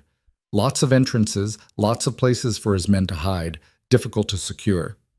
She rode in the second SUV with Mikhail and 3 other guards, her heart hammering against her ribs. Through the tinted windows, she watched Brooklyn roll past, familiar streets made strange and threatening by darkness and circumstance. "Remember the plan," Mikhail said quietly. "Stay in the car until I signal. If shooting starts, you hit the floor and stay down. If I tell you to run, you run and don't look back." Elena nodded, not trusting her voice. The convoy pulled up to the warehouse. Adrian's car stopped first, and she watched him emerge flanked by 6 guards. Even from a distance, he commanded attention, power and danger wrapped in an expensive suit. He scanned his surroundings with practiced efficiency, then strode toward the warehouse entrance. He didn't know she was here, didn't know she'd defied his protection and inserted herself into the most dangerous situation of her life. Elena sent up a silent prayer that he'd forgive her if they survived the night. Victor's cars arrived from the opposite direction. More men, more guns. The crime lord himself stepped out, and even from 50 feet away, Elena could see his cold smile. He said something to Adrian, gestured toward the warehouse. Both groups moved inside. "Now," Mikhail said. Elena slipped from the car and followed him toward a side entrance Mikhail had identified during the planning. They moved in shadow, keeping low, using shipping containers as cover. The warehouse loomed ahead, all broken windows and rusted metal. Inside, voices echoed. Adrian and Victor, their conversation just audible. "You're losing control, Volkov."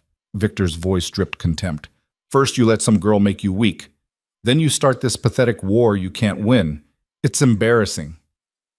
"The only embarrassment," Adrian replied coldly, "is how badly you've overestimated your position. You're bleeding money, Victor. Your operations are crippled. Your men are deserting. And you think you can negotiate from strength? I think I can end you tonight and take everything you've built."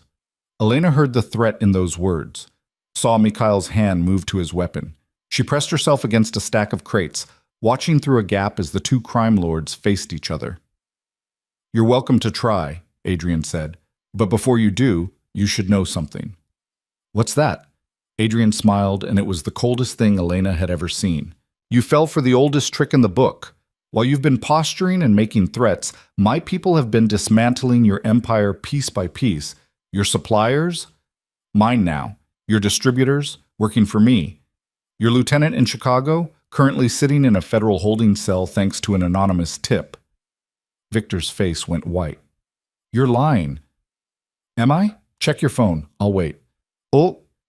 The crime lord pulled out his phone, and Elena watched his expression shift from anger to shock to pure rage as he scrolled through what must have been messages confirming everything Adrian had said. "You son of a bitch! Here's what happens next." Adrian's voice cut through Victor's fury like a blade. "You leave New York tonight. You take what's left of your operation and disappear. In exchange, I let you live. And if I refuse, then tomorrow morning the FBI receives evidence of every crime you've committed for the past 10 years. Trafficking, murder, racketeering, all of it documented and gift-wrapped. You'll spend the rest of your life in a federal prison, if you survive that long." Victor's hand moved toward his jacket, and Elena's breath caught. This was it. The moment everything went wrong. But before Victor could draw his weapon, Adrian's men moved. 6 guns appeared, all pointed at Victor and his guards. The crime lord froze, his hand still inside his jacket. "Don't," Adrian said quietly. "You're outgunned and outmaneuvered.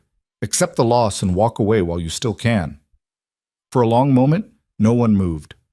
The warehouse was silent except for distant traffic and the pounding of Elena's heart. Then Victor slowly removed his hand from his jacket, empty. "This isn't over, Volkov." "Yes," Adrian said. "It is. You just don't know it yet." Victor turned to leave, his men following, their retreat tense with barely suppressed violence. Elena watched them go, relief flooding through her so intense she felt dizzy. And then she saw the shadow moving behind Adrian. One of Victor's men, young, desperate, probably trying to prove himself, had circled around while everyone's attention was focused on the confrontation. He emerged from behind a shipping container with his gun raised, aimed directly at Adrian's back. Elena didn't think. She moved on pure instinct, drawing the knife from her boot and running forward. She had maybe 3 seconds before the gunman noticed her, 2 seconds before he could fire. She closed the distance and drove the knife into his shoulder, just as his finger tightened on the trigger. The gun went off, deafening in the enclosed space.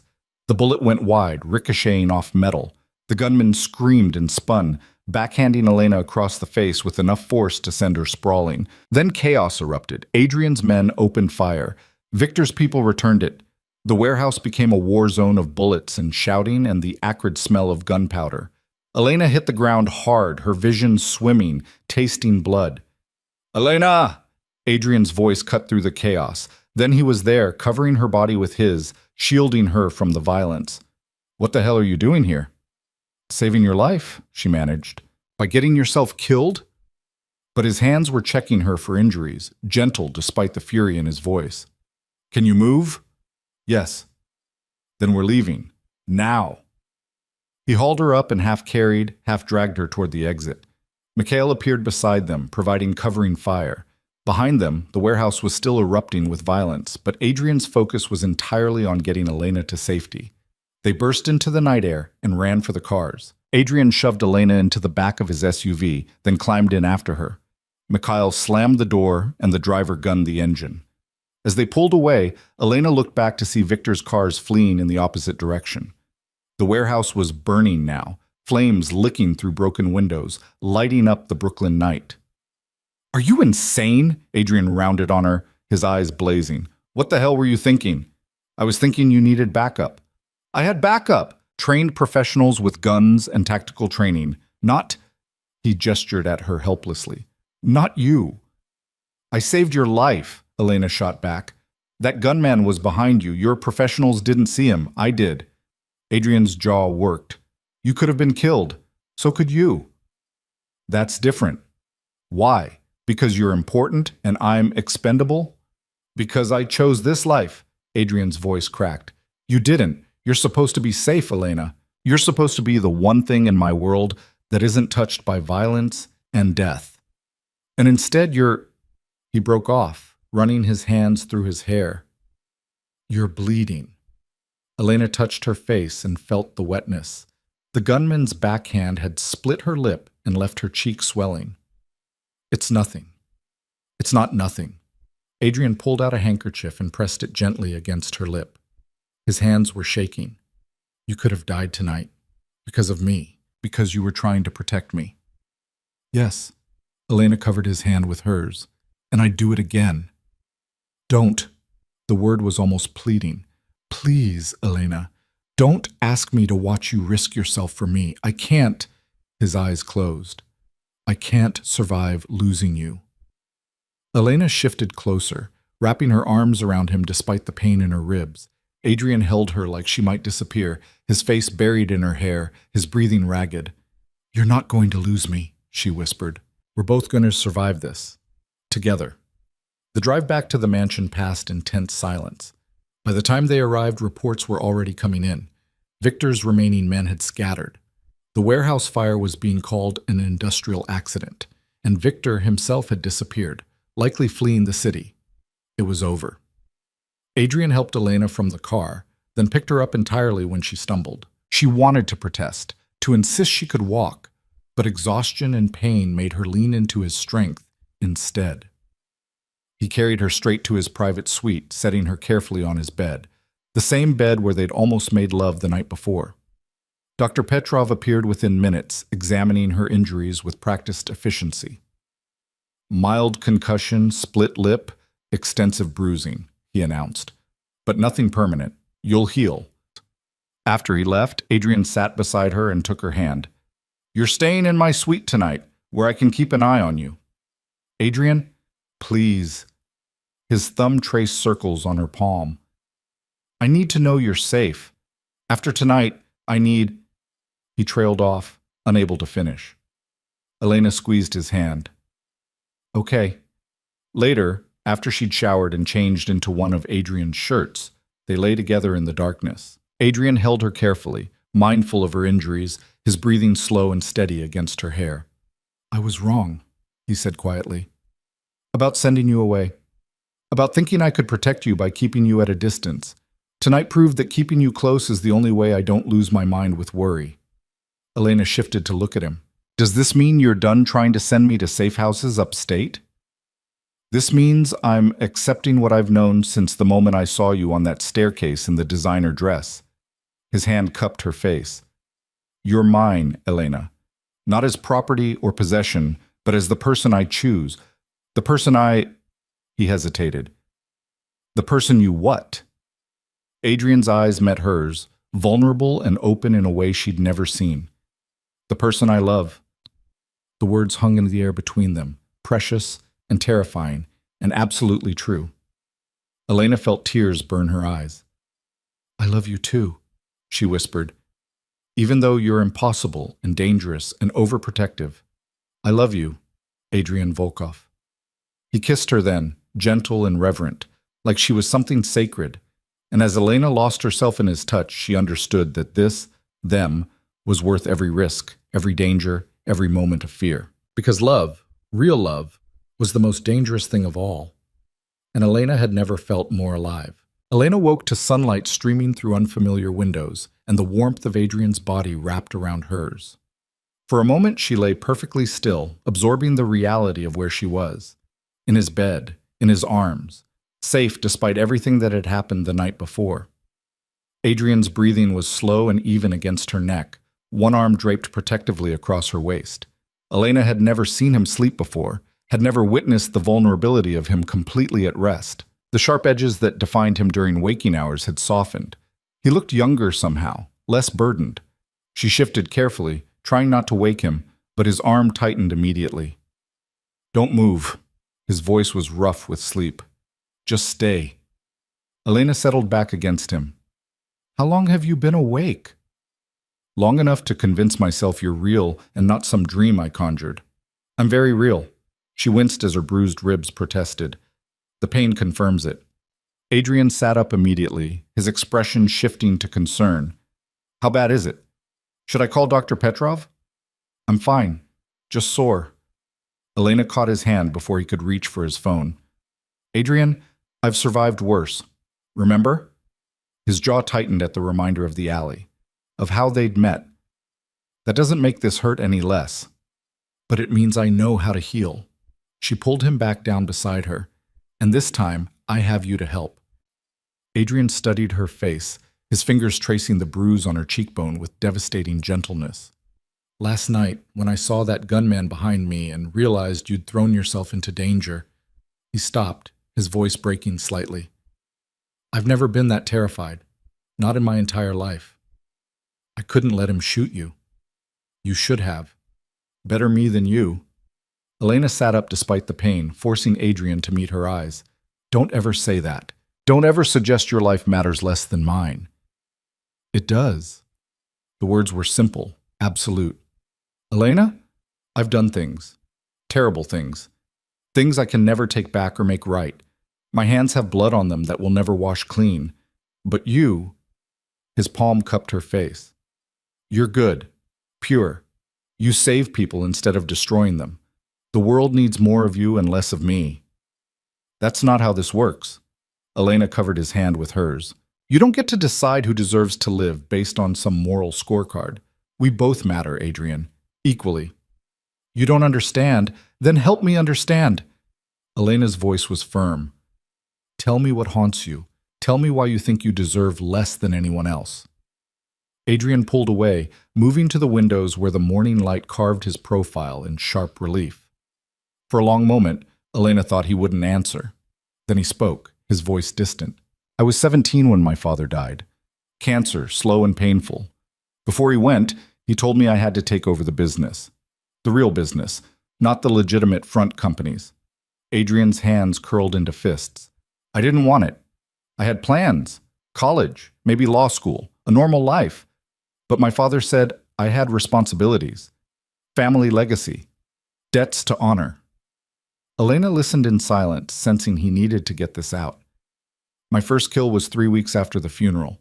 A man who'd been stealing from us. My father's lieutenant said I had to prove myself, show I wasn't weak like they thought. Adrian's voice was hollow. I remember looking at him, this middle-aged guy who probably had kids, a wife, a life, and I remember thinking if I pulled the trigger, there was no going back. I'd become exactly what my father wanted. What did you do? I pulled the trigger. Adrian turned to face her. And then I pulled it again on the next person, and the next, until it stopped feeling like murder and started feeling like business, until I stopped seeing people and started seeing obstacles or assets or threats. But you see me, Elena said quietly. You saw Lucas. You see Dr. Petrov and Mikhail and everyone else in this house as more than just assets. Because you remind me I'm still human underneath the monster. Adrian moved back to the bed, sitting on the edge. That's why losing you would destroy me, Elena. Not because I love you, though I do, but because you're proof I haven't completely lost my soul yet. Elena's heart broke for him. For the boy who'd been forced into a life he never wanted. For the man who carried the weight of impossible choices and unmeasurable guilt. She reached for him, pulling him close. You're not a monster, she whispered against his chest. Monsters don't pay off strangers' medical debts. They don't save their housekeeper's paralyzed brother. They don't lie awake worried about keeping someone safe. Elena, and monsters definitely don't fall in love. She pulled back to look at him. Whatever you've done, whoever you've had to become to survive, you're still capable of love.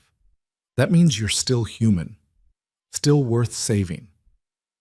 Adrian's eyes glistened with something that might have been tears. You make it sound so simple. It is simple. Not easy, but simple. Elena kissed him softly. You choose who you want to be from this moment forward. The past is done. You can't change it. But the future, that's still unwritten. He kissed her back deeper this time, and Elena felt the desperation in it, the need to believe her words, to accept the redemption she was offering. When they finally broke apart, Adrian rested his forehead against hers. I don't deserve you. Probably not, but you're stuck with me anyway. A knock at the door interrupted the moment. Mikhail's voice came through. Sir, we have a situation.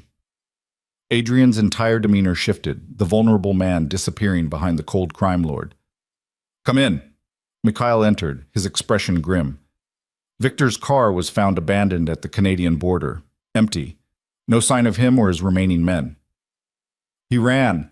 Adrian stood, already moving toward his closet. Smart move on his part. There's more. The FBI contacted our lawyer an hour ago. They want to meet with you. Today. Elena's stomach dropped. The FBI? Why? Probably about the warehouse fire last night. Adrian pulled on fresh clothes with efficient movements, or Victor's disappearance, or any number of things they've been trying to pin on me for years.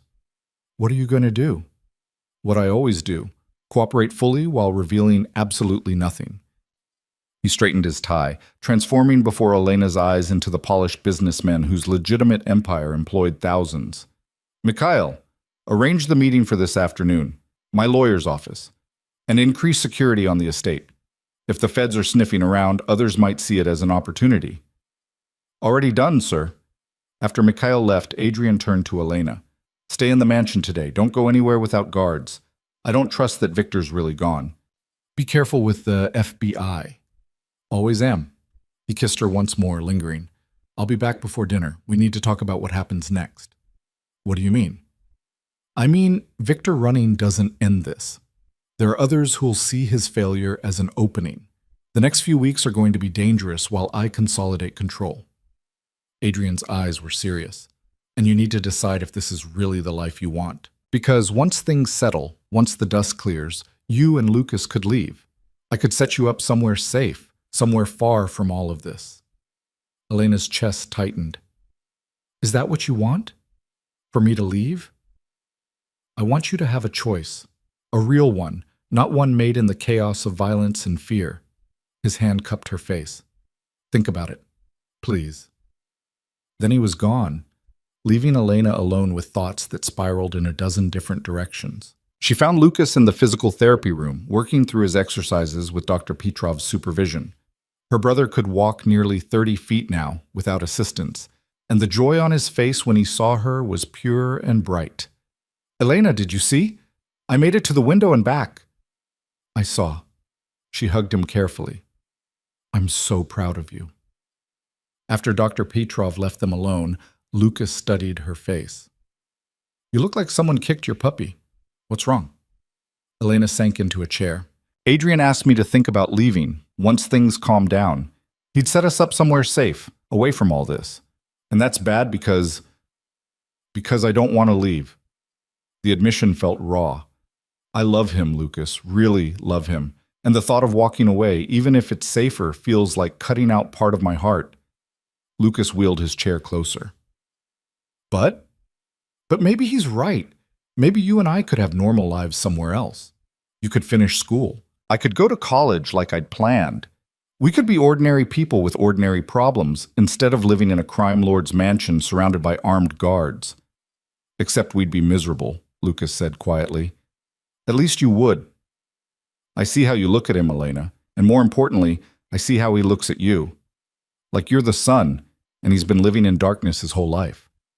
That doesn't mean it's right or safe. When has anything we've done been safe? Lucas grabbed her hand. Mom died. I got paralyzed. We were buried in debt and barely surviving. Then Adrian came into our lives and gave us a chance to actually live instead of just existing. Yeah, it's dangerous, but it's also real, and you deserve something real after everything you've sacrificed. What about you? Don't you deserve normal? I deserve a sister who's happy, who's in love and loved back, who doesn't work herself to death trying to save me. Lucas's eyes were fierce. If Adrian makes you happy, and he does, I can see it, then that's enough for me. We'll figure out the rest. Elena felt tears prick her eyes. When did you get so wise? Around the time my big sister taught me that love means showing up, even when it's hard, especially when it's hard. Lucas squeezed her hand. So show up, Elena. Stop running from the best thing that's ever happened to you, just because you're scared. She pulled him into a hug, grateful beyond words for this person who knew her better than anyone. I love you. You know that? I know? Now go figure out how to tell Adrian you're staying, because trust me, he needs to hear it. Elena spent the afternoon restless, pacing her suite, trying to organize her thoughts. Everything Lucas had said was true. Everything Adrian had offered, the escape, the safety, the normal life, was tempting in theory. But in practice, the thought of leaving made her chest ache. She'd been invisible for so long, moving through the world like a ghost, present but not seen, alive but not living. Adrian had changed that. He'd seen her, really seen her, and in seeing her had made her visible to herself. How could she walk away from that? How could she choose safety over the terrifying, exhilarating reality of being fully alive? She couldn't. She wouldn't. Elena was pulling on her shoes, planning to find Adrian the moment he returned when her phone buzzed. Unknown number. She almost ignored it, but something made her answer. Elena Brooks? The voice was male, unfamiliar, with a faint accent. Who is this? A friend. Or I could be, if you're smart. A pause. I have information about Viktor Kozlov. Information Adrian Volkov would pay dearly for. Elena's blood ran cold. How did you get this number? That doesn't matter. What matters is Viktor didn't run to Canada. He's still in New York, and he's planning something big, something that will hurt Adrian badly. Why are you telling me this? Because I'm offering you a deal. Meet me, alone, and I'll tell you everything.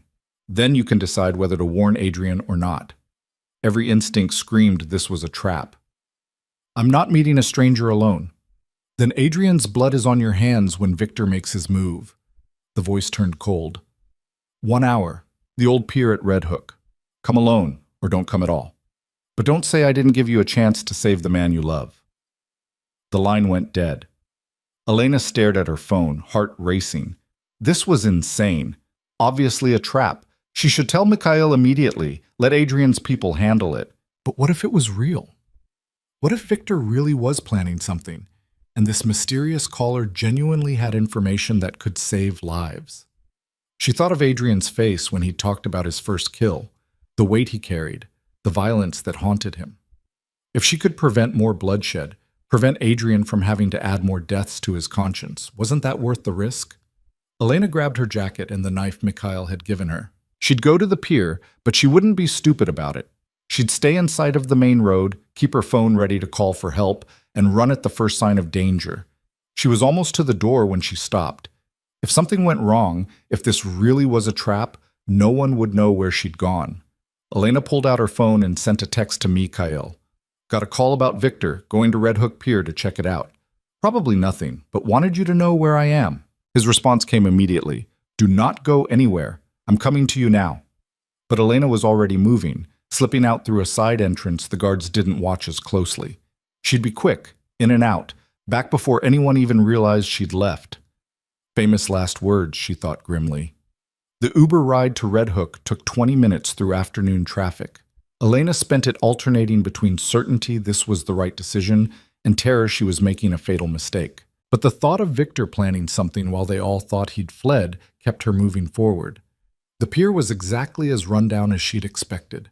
Abandoned warehouses, rusted metal, the smell of salt water and decay.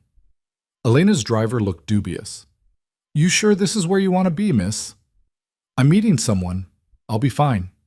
He drove away, and Elena was alone with the wind off the harbor and the growing certainty she'd made a terrible mistake. She pulled out her phone to call Mikhail to admit this was stupid and ask for extraction.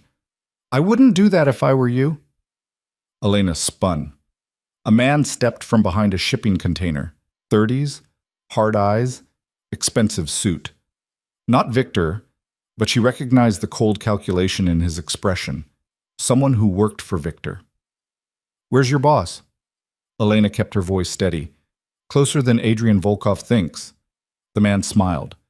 "Thanks for making this easy, Miss Brooks. Victor thought we'd have to snatch you from the mansion. But here you are, gift-wrapped and alone." Elena's hand moved toward the knife in her boot, but 3 more men emerged from the shadows, all armed, all watching her with the predatory focus of wolves cornering prey.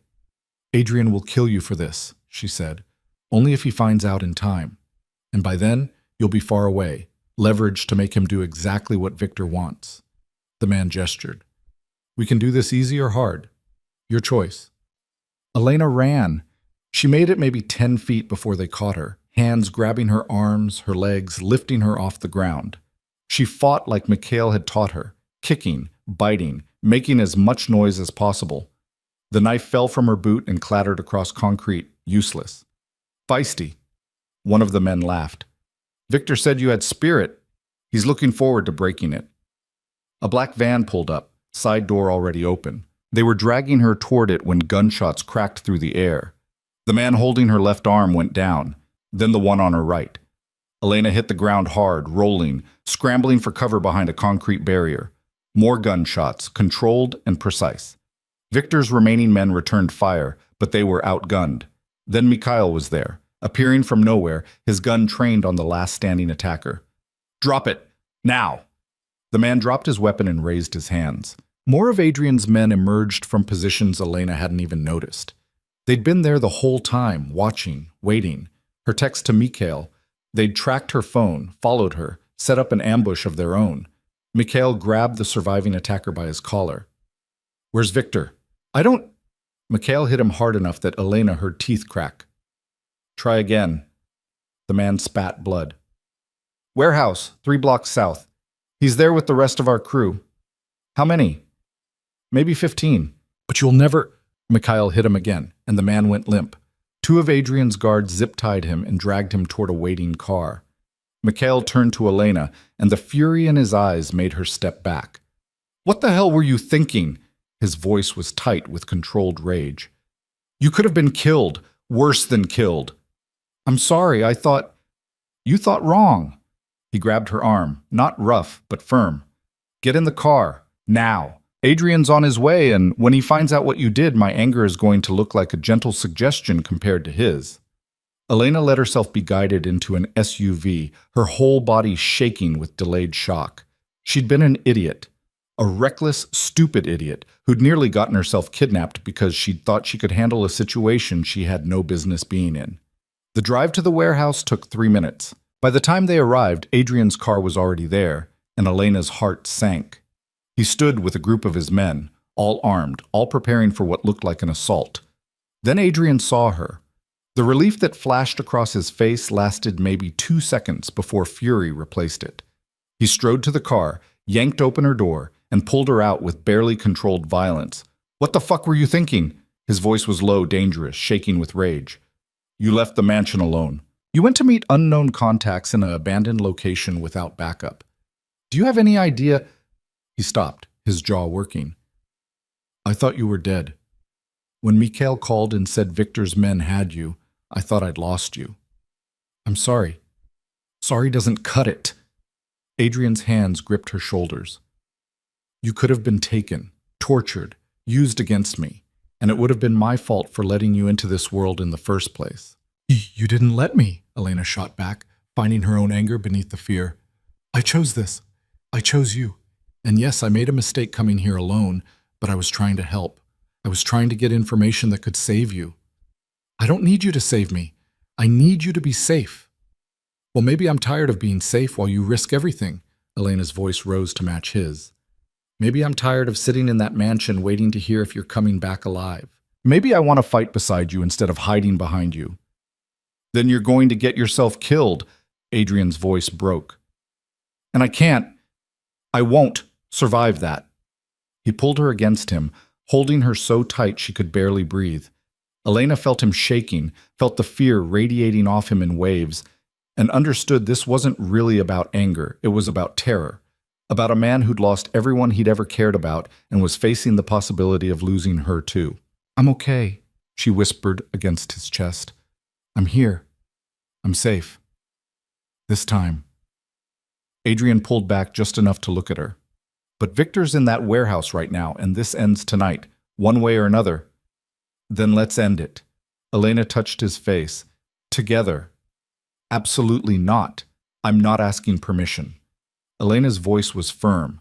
I'm telling you I'm done watching from the sidelines. Whatever happens next, we face it together or not at all. Adrian looked like he wanted to argue, looked like he wanted to lock her in the car and keep her away from the violence about to unfold. But something in Elena's expression must have convinced him she meant every word. Stay behind me, he said finally. And if I tell you to run, you run. Promise me.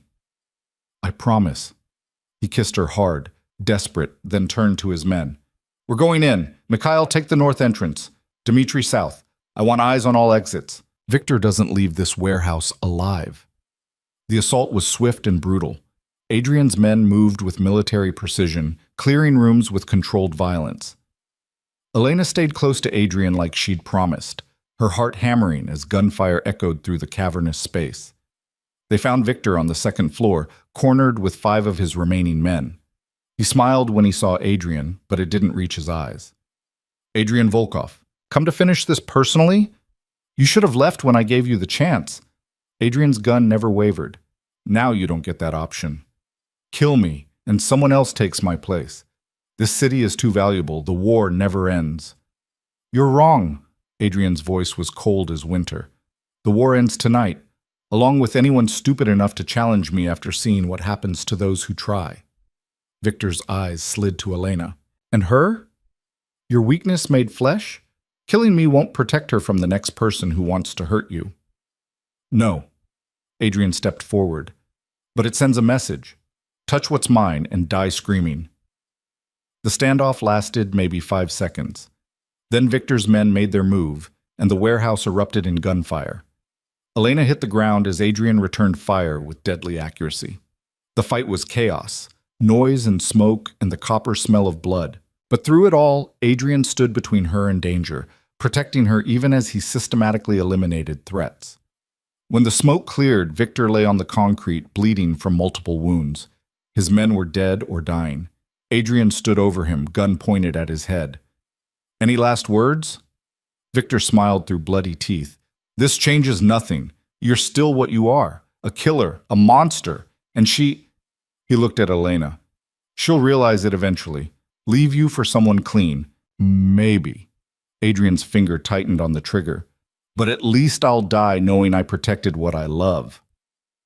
The gunshot echoed through the warehouse, final and absolute. Elena closed her eyes, but she didn't turn away. This was Adrian's world. This was the reality of loving him. And if she was going to stay, if she was going to choose this life, she needed to face it with open eyes. When she looked again, Victor was dead. The threat that had hung over them for weeks was gone. But Adrian stood perfectly still, staring at the body, and Elena saw the weight settling back on his shoulders. Another death? Another choice he couldn't take back.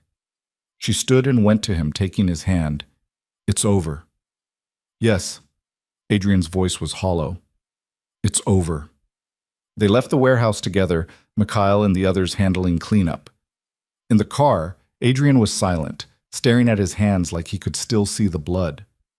Talk to me, Elena said quietly. I just killed a man in front of you. I let you see exactly what I am. He finally looked at her. And I need to know if that changes anything. If seeing me like that makes you want to leave after all. Elena thought about his question. Really thought about it. She'd watched the man she loved kill someone, had witnessed violence she'd only seen in movies. By all rights, she should be horrified, terrified, ready to run. But all she felt was relief that Adrian was safe, that the threat was gone, that they could finally breathe. It doesn't change anything, she said, because I already knew who you are, what you're capable of, and I chose you anyway. I choose you still. Adrian's eyes closed, and Elena saw a tear slide down his cheek. I don't deserve you. Probably not. She leaned into him. But you're stuck with me regardless. He pulled her close, and they sat like that as the car carried them back to the mansion. Back to safety. Back to the life they were building together despite everything trying to tear them apart. Tomorrow would bring new challenges, new threats.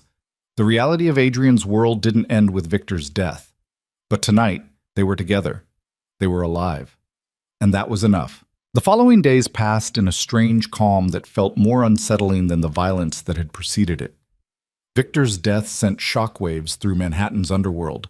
His remaining organization crumbled within 48 hours as lieutenants either fled the city or approached Adrian with offers of allegiance. The FBI investigation quietly disappeared, buried under paperwork and bureaucratic red tape that Adrian's lawyers navigated with practiced ease. Elena watched it all from inside the mansion, observing how power consolidated, how fear and respect created order from chaos. Adrian worked 18-hour days, meeting with associates, restructuring operations, ensuring Victor's territory integrated smoothly into his own empire. He came to bed exhausted, usually long after midnight, and held Elena like she might disappear if he loosened his grip. They didn't talk about the future, didn't discuss what came next. It was as if speaking the questions aloud would shatter the fragile peace they'd carved from the wreckage. On the 5th morning after Victor's death, Elena woke to find Adrian already dressed, standing at the windows overlooking the city. The sun was just rising, painting Manhattan in shades of gold and shadow. "You're up early," she said, sitting up. Adrian turned, and Elena saw something in his expression she couldn't quite read. Determination mixed with uncertainty, hope shadowed by fear. "I need to show you something." He offered his hand. "Get dressed. We're going for a drive." 20 minutes later, they were in Adrian's personal car, not the armored Mercedes, but a sleek Aston Martin he rarely drove, heading out of the city.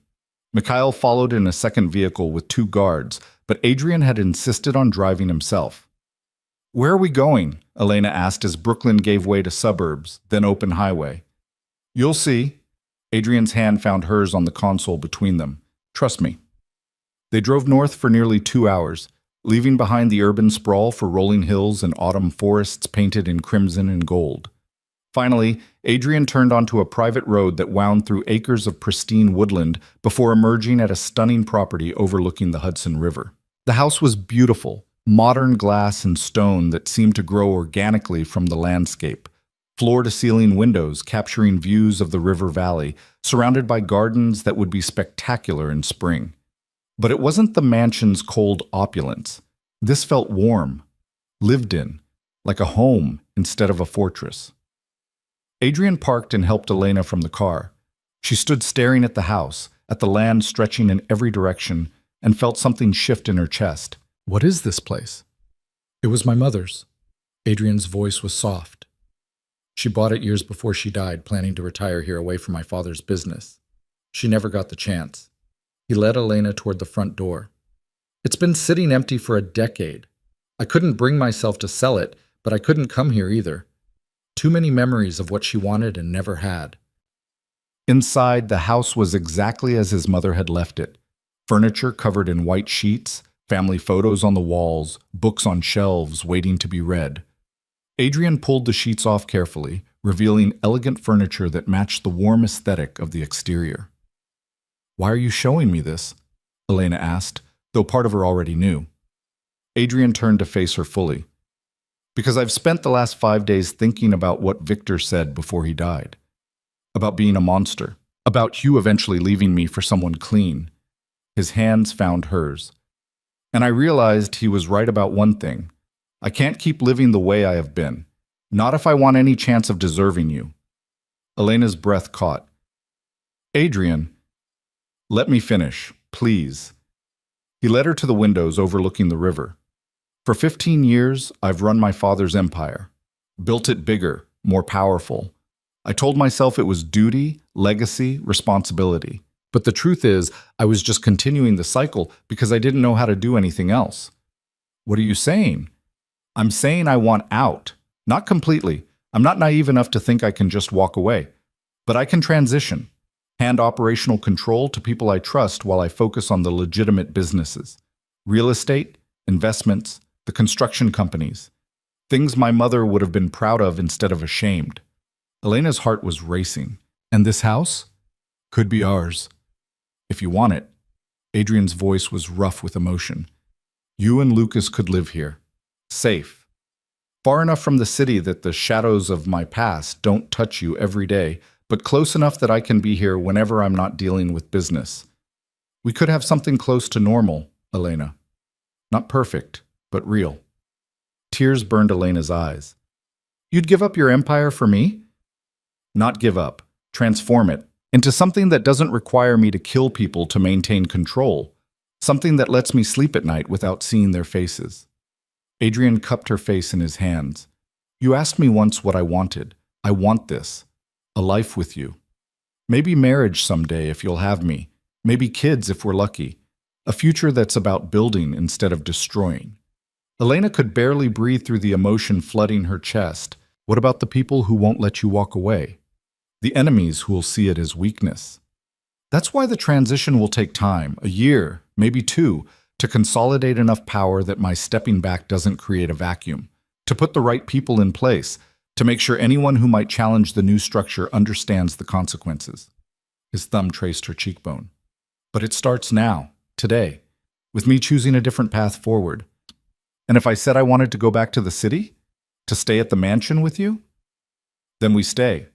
This isn't about me deciding what's best for you, Elena.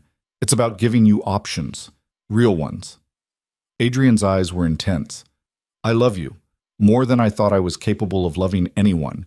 And whatever you choose, city or countryside, staying or leaving, this life or a different one, I'll make it work.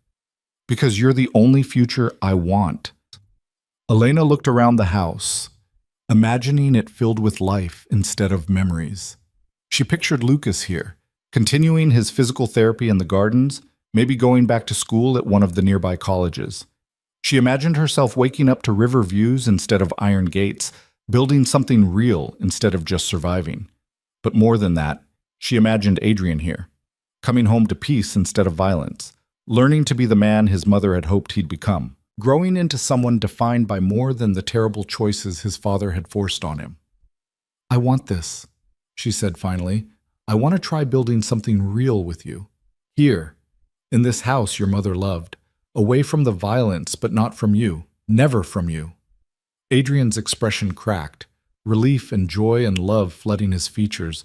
He pulled her into a kiss that was different from all the ones before, not desperate or hungry, but tender, a promise of tomorrow instead of fear of today.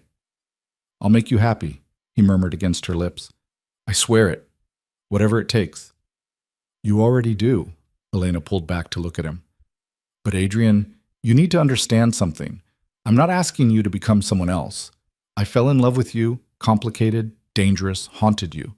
I don't need you to be perfect. I just need you to keep choosing us over everything else. Every day. His forehead rested against hers. For the rest of my life, I choose us. They spent the rest of the morning exploring the house, making plans. Lucas could have the ground floor suite with the accessible bathroom and garden access. The library could become Elena's study. Maybe she'd finally go back to school, pursue the education her mother had wanted for her. Adrian could work from the home office overlooking the river, managing the transition to legitimate business remotely. It wasn't perfect. There would still be danger, still be moments when Adrian's past caught up to them. But it was real, honest, a future they were building together instead of one forced on them by circumstance. By the time they returned to the city that evening, Elena felt lighter than she had in years, like she'd been carrying a weight she hadn't even realized existed, and someone had finally helped her set it down. The mansion greeted them with its usual imposing grandeur, but it felt different now. Temporary. Not a prison or a sanctuary, just a waypoint on the journey to something better. Lucas was waiting in the library, and his face lit up when he saw Elena.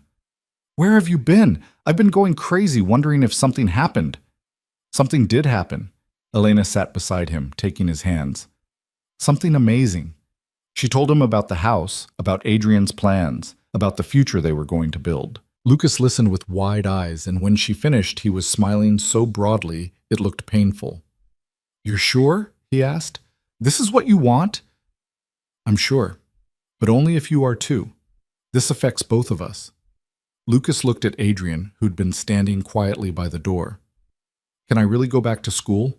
Like, actually finish my degree?" "Yes." Adrian moved closer. "Whatever you need. Tuition, equipment for accessibility, transportation, all of it handled. And the physical therapy? Dr. Petrov has already recommended a specialist upstate, one of the best in the country. He'll come to the house 3 times a week." Lucas was quiet for a moment, his eyes suspiciously bright. "My whole life since the accident, I felt like a burden. Like I was the reason Elena couldn't have her own life. But this," he looked at his sister, "this feels like a second chance for both of us." Elena pulled him into a hug, and over his shoulder she saw Adrian watching them with an expression of such pure contentment that her heart ached.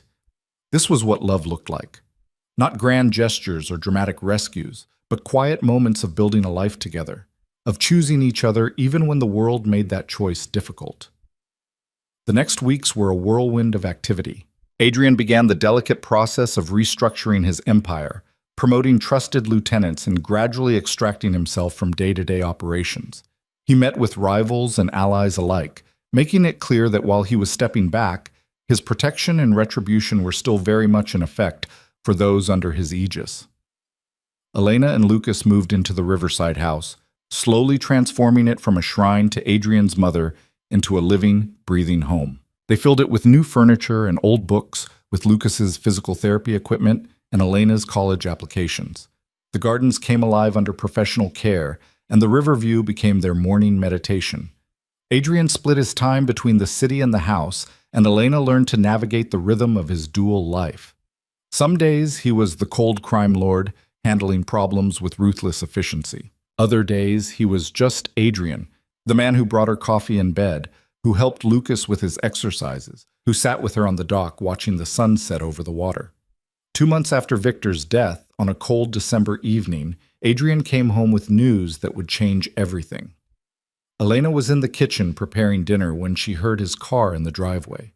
Something in the urgency of his footsteps made her turn, and then he was there, pulling her into a fierce embrace. "It's done," he said against her hair. "The transition is complete.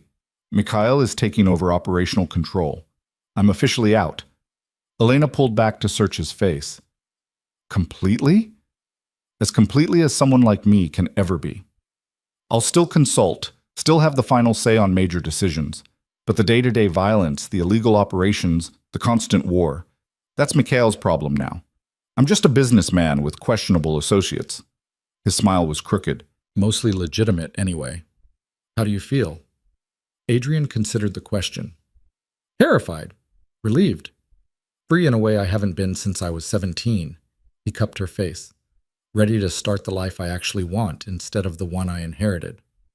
That night they celebrated with Lucas and Dr. Petrov, who'd become almost family in the months of Lucas's treatment. The young man could walk almost normally now, his paralysis reduced to occasional numbness and weakness that continued to improve with therapy. He'd been accepted to 3 universities and was deciding between them with the luxury of knowing money was no longer an obstacle. After dinner, Adrian led Elena out to the dock despite the winter cold. The river was dark, reflecting city lights from miles downstream, and the stars overhead were brilliant in the clear air. "I have something for you." Adrian pulled a small box from his pocket, and Elena's breath caught. Adrian, before you panic, it's not what you think. Not yet. He opened the box to reveal a delicate silver bracelet with a small charm in the shape of a key. This is the key to this house, to the life we're building. I wanted you to have something physical to represent that this is yours. Not because of me, not because I gave it to you, but because you chose it. You chose us. Elena's eyes filled with tears as he fastened the bracelet around her wrist. It's perfect. There's an inscription. Adrian turned her wrist so the lamplight caught the engraving inside the key. Read it. Elena squinted at the tiny script. For the woman who saw me when I was invisible to myself. Adrian. Her voice broke on his name. You saved me, Elena. Not from Victor, not from the FBI, but from myself. From a life that was killing me slowly every day. You saw past the monster everyone else sees and found the man I'd forgotten I could be. He pulled her close. So thank you for seeing me, for choosing me, for giving me a future worth living. Elena kissed him with everything she felt, love and gratitude and hope for all the tomorrows they'd have together. When they finally broke apart, both were crying and smiling. I love you, she whispered. So much it scares me sometimes. I love you too. More than I thought I was capable of. Adrian's thumb traced her bottom lip. Marry me. Elena's heart stopped. What? Not now, not until you're ready. But someday, when you're sure this is forever, marry me. Make this official. Let me spend the rest of my life proving I can be the man you deserve. You already are. Elena's hands framed his face. But yes, someday, when we're both ready, I'll marry you, Adrian Volkov. They stood like that for a long time, holding each other under the stars. Two people who'd found each other in the darkness and chosen to walk toward the light together. 6 months later, on a warm June evening, Elena stood in the garden of the riverside house wearing a simple white dress. Lucas stood beside her, no longer needing even a cane, ready to walk her down the aisle. The ceremony would be small, just Mikhail Doctor, Petrov, a handful of Adrian's most trusted people, and a few friends Elena had made at the university where she'd started taking classes. Adrian waited under an arbor covered in roses, wearing a dark suit and the expression of a man who couldn't quite believe his good fortune. When Elena appeared, his eyes went bright with emotion. The ceremony was simple, their vows even simpler. They promised to choose each other, to build together, to face whatever came with honesty and courage. When Adrian slipped the ring on Elena's finger, his hands were shaking. I never thought I'd have this, he admitted to the small gathering. Never imagined I deserved it, but Elena saw something in me worth saving, and I planned to spend the rest of my life proving she was right. Elena's vows were just as simple. You gave me back my life when I thought I'd lost it to debt and fear and just surviving. You taught me I could be strong and vulnerable at the same time. You showed me what real love looks like. Not perfect, not easy, but honest and fierce and worth fighting for. I choose you, Adrian, today and every day after.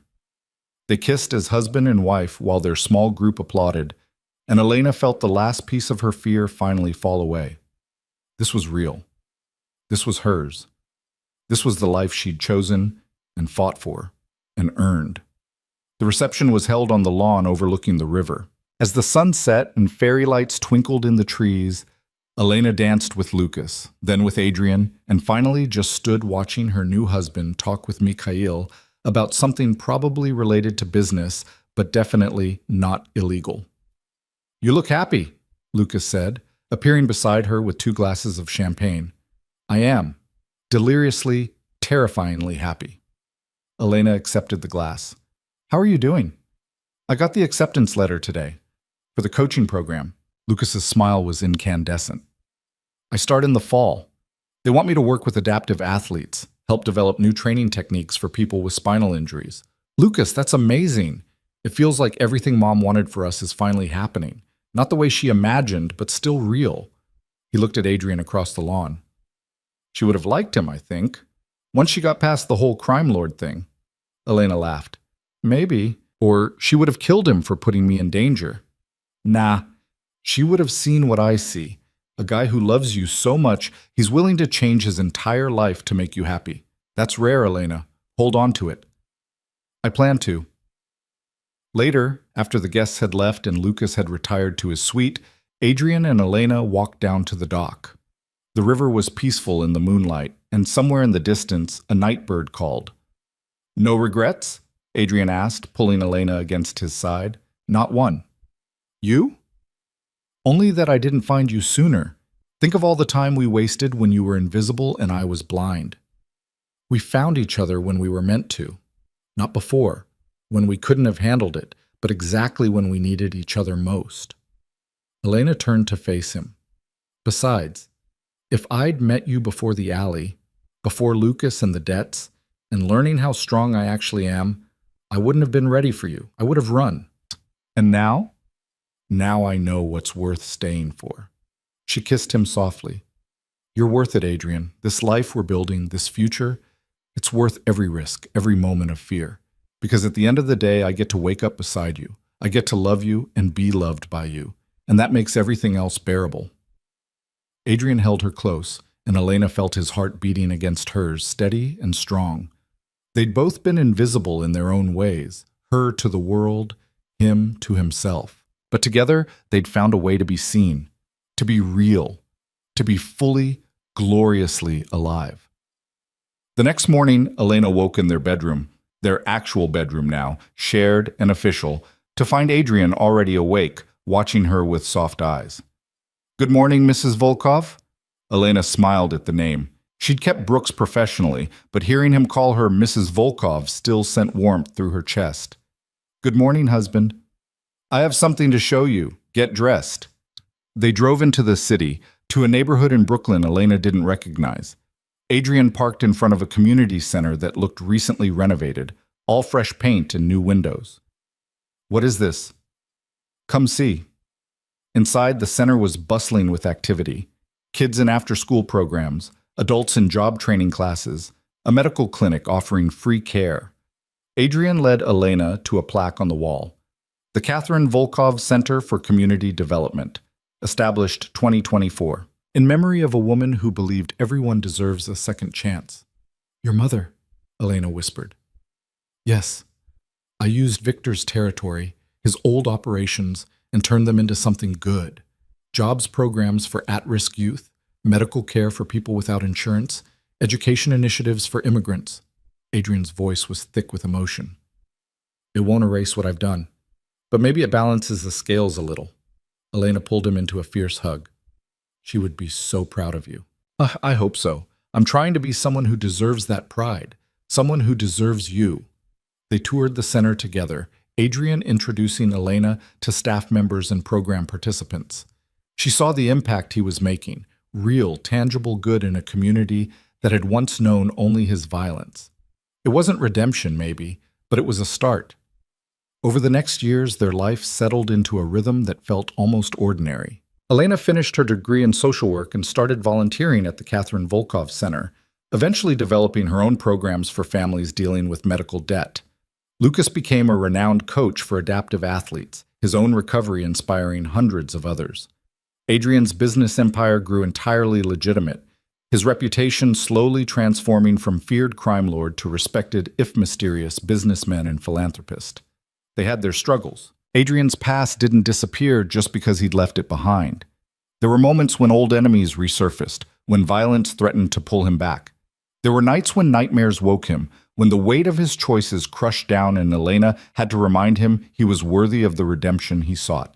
But through it all, they chose each other. Every single day, they made the conscious choice to stay, to fight, to build something beautiful from the ashes of their complicated beginning. 5 years after their wedding, on a cool autumn evening, Elena stood on the dock watching the sunset paint the river in shades of fire. She felt Adrian's arms wrap around her from behind, his hand settling on the gentle swell of her stomach where their first child grew. What are you thinking about? He murmured against her hair. How far we've come. How different everything is from that night in the alley, when I thought I was dying. Elena covered his hand with hers. How grateful I am that Mikhail found me, that you saw me, that we were both brave enough to choose this. Best decision I ever made, Adrian said. Seeing you, loving you, building this life with you. Elena turned in his arms. looking up at the man who'd been a stranger, then a savior, then an impossibility, and finally the love of her life. Do you ever miss it? The power, the control, the adrenaline? Adrian considered the question seriously. Sometimes. Usually when I'm sitting through boring board meetings or dealing with construction permits. But then I come home to you, to this life we've built, and I remember what I traded all that for, and it's not even close.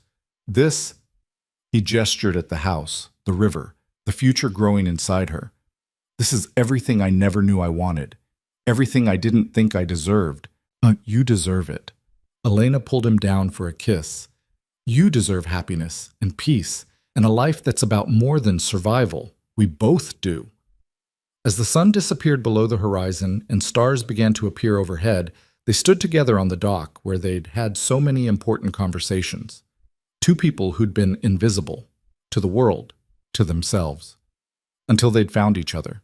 The invisible girl and the crime boss who'd learned to see beyond his own darkness. Together, they'd built something real from violence and fear and impossible choices.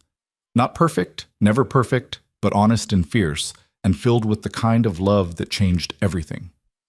And as Adrian led Elena back to their home, their hands intertwined, she knew that whatever came next, children, challenges, the inevitable complications of a life built on such complicated foundations, they would face it together, always together, because that's what love meant. Not the absence of difficulty, but the choice to stay even when staying was hard.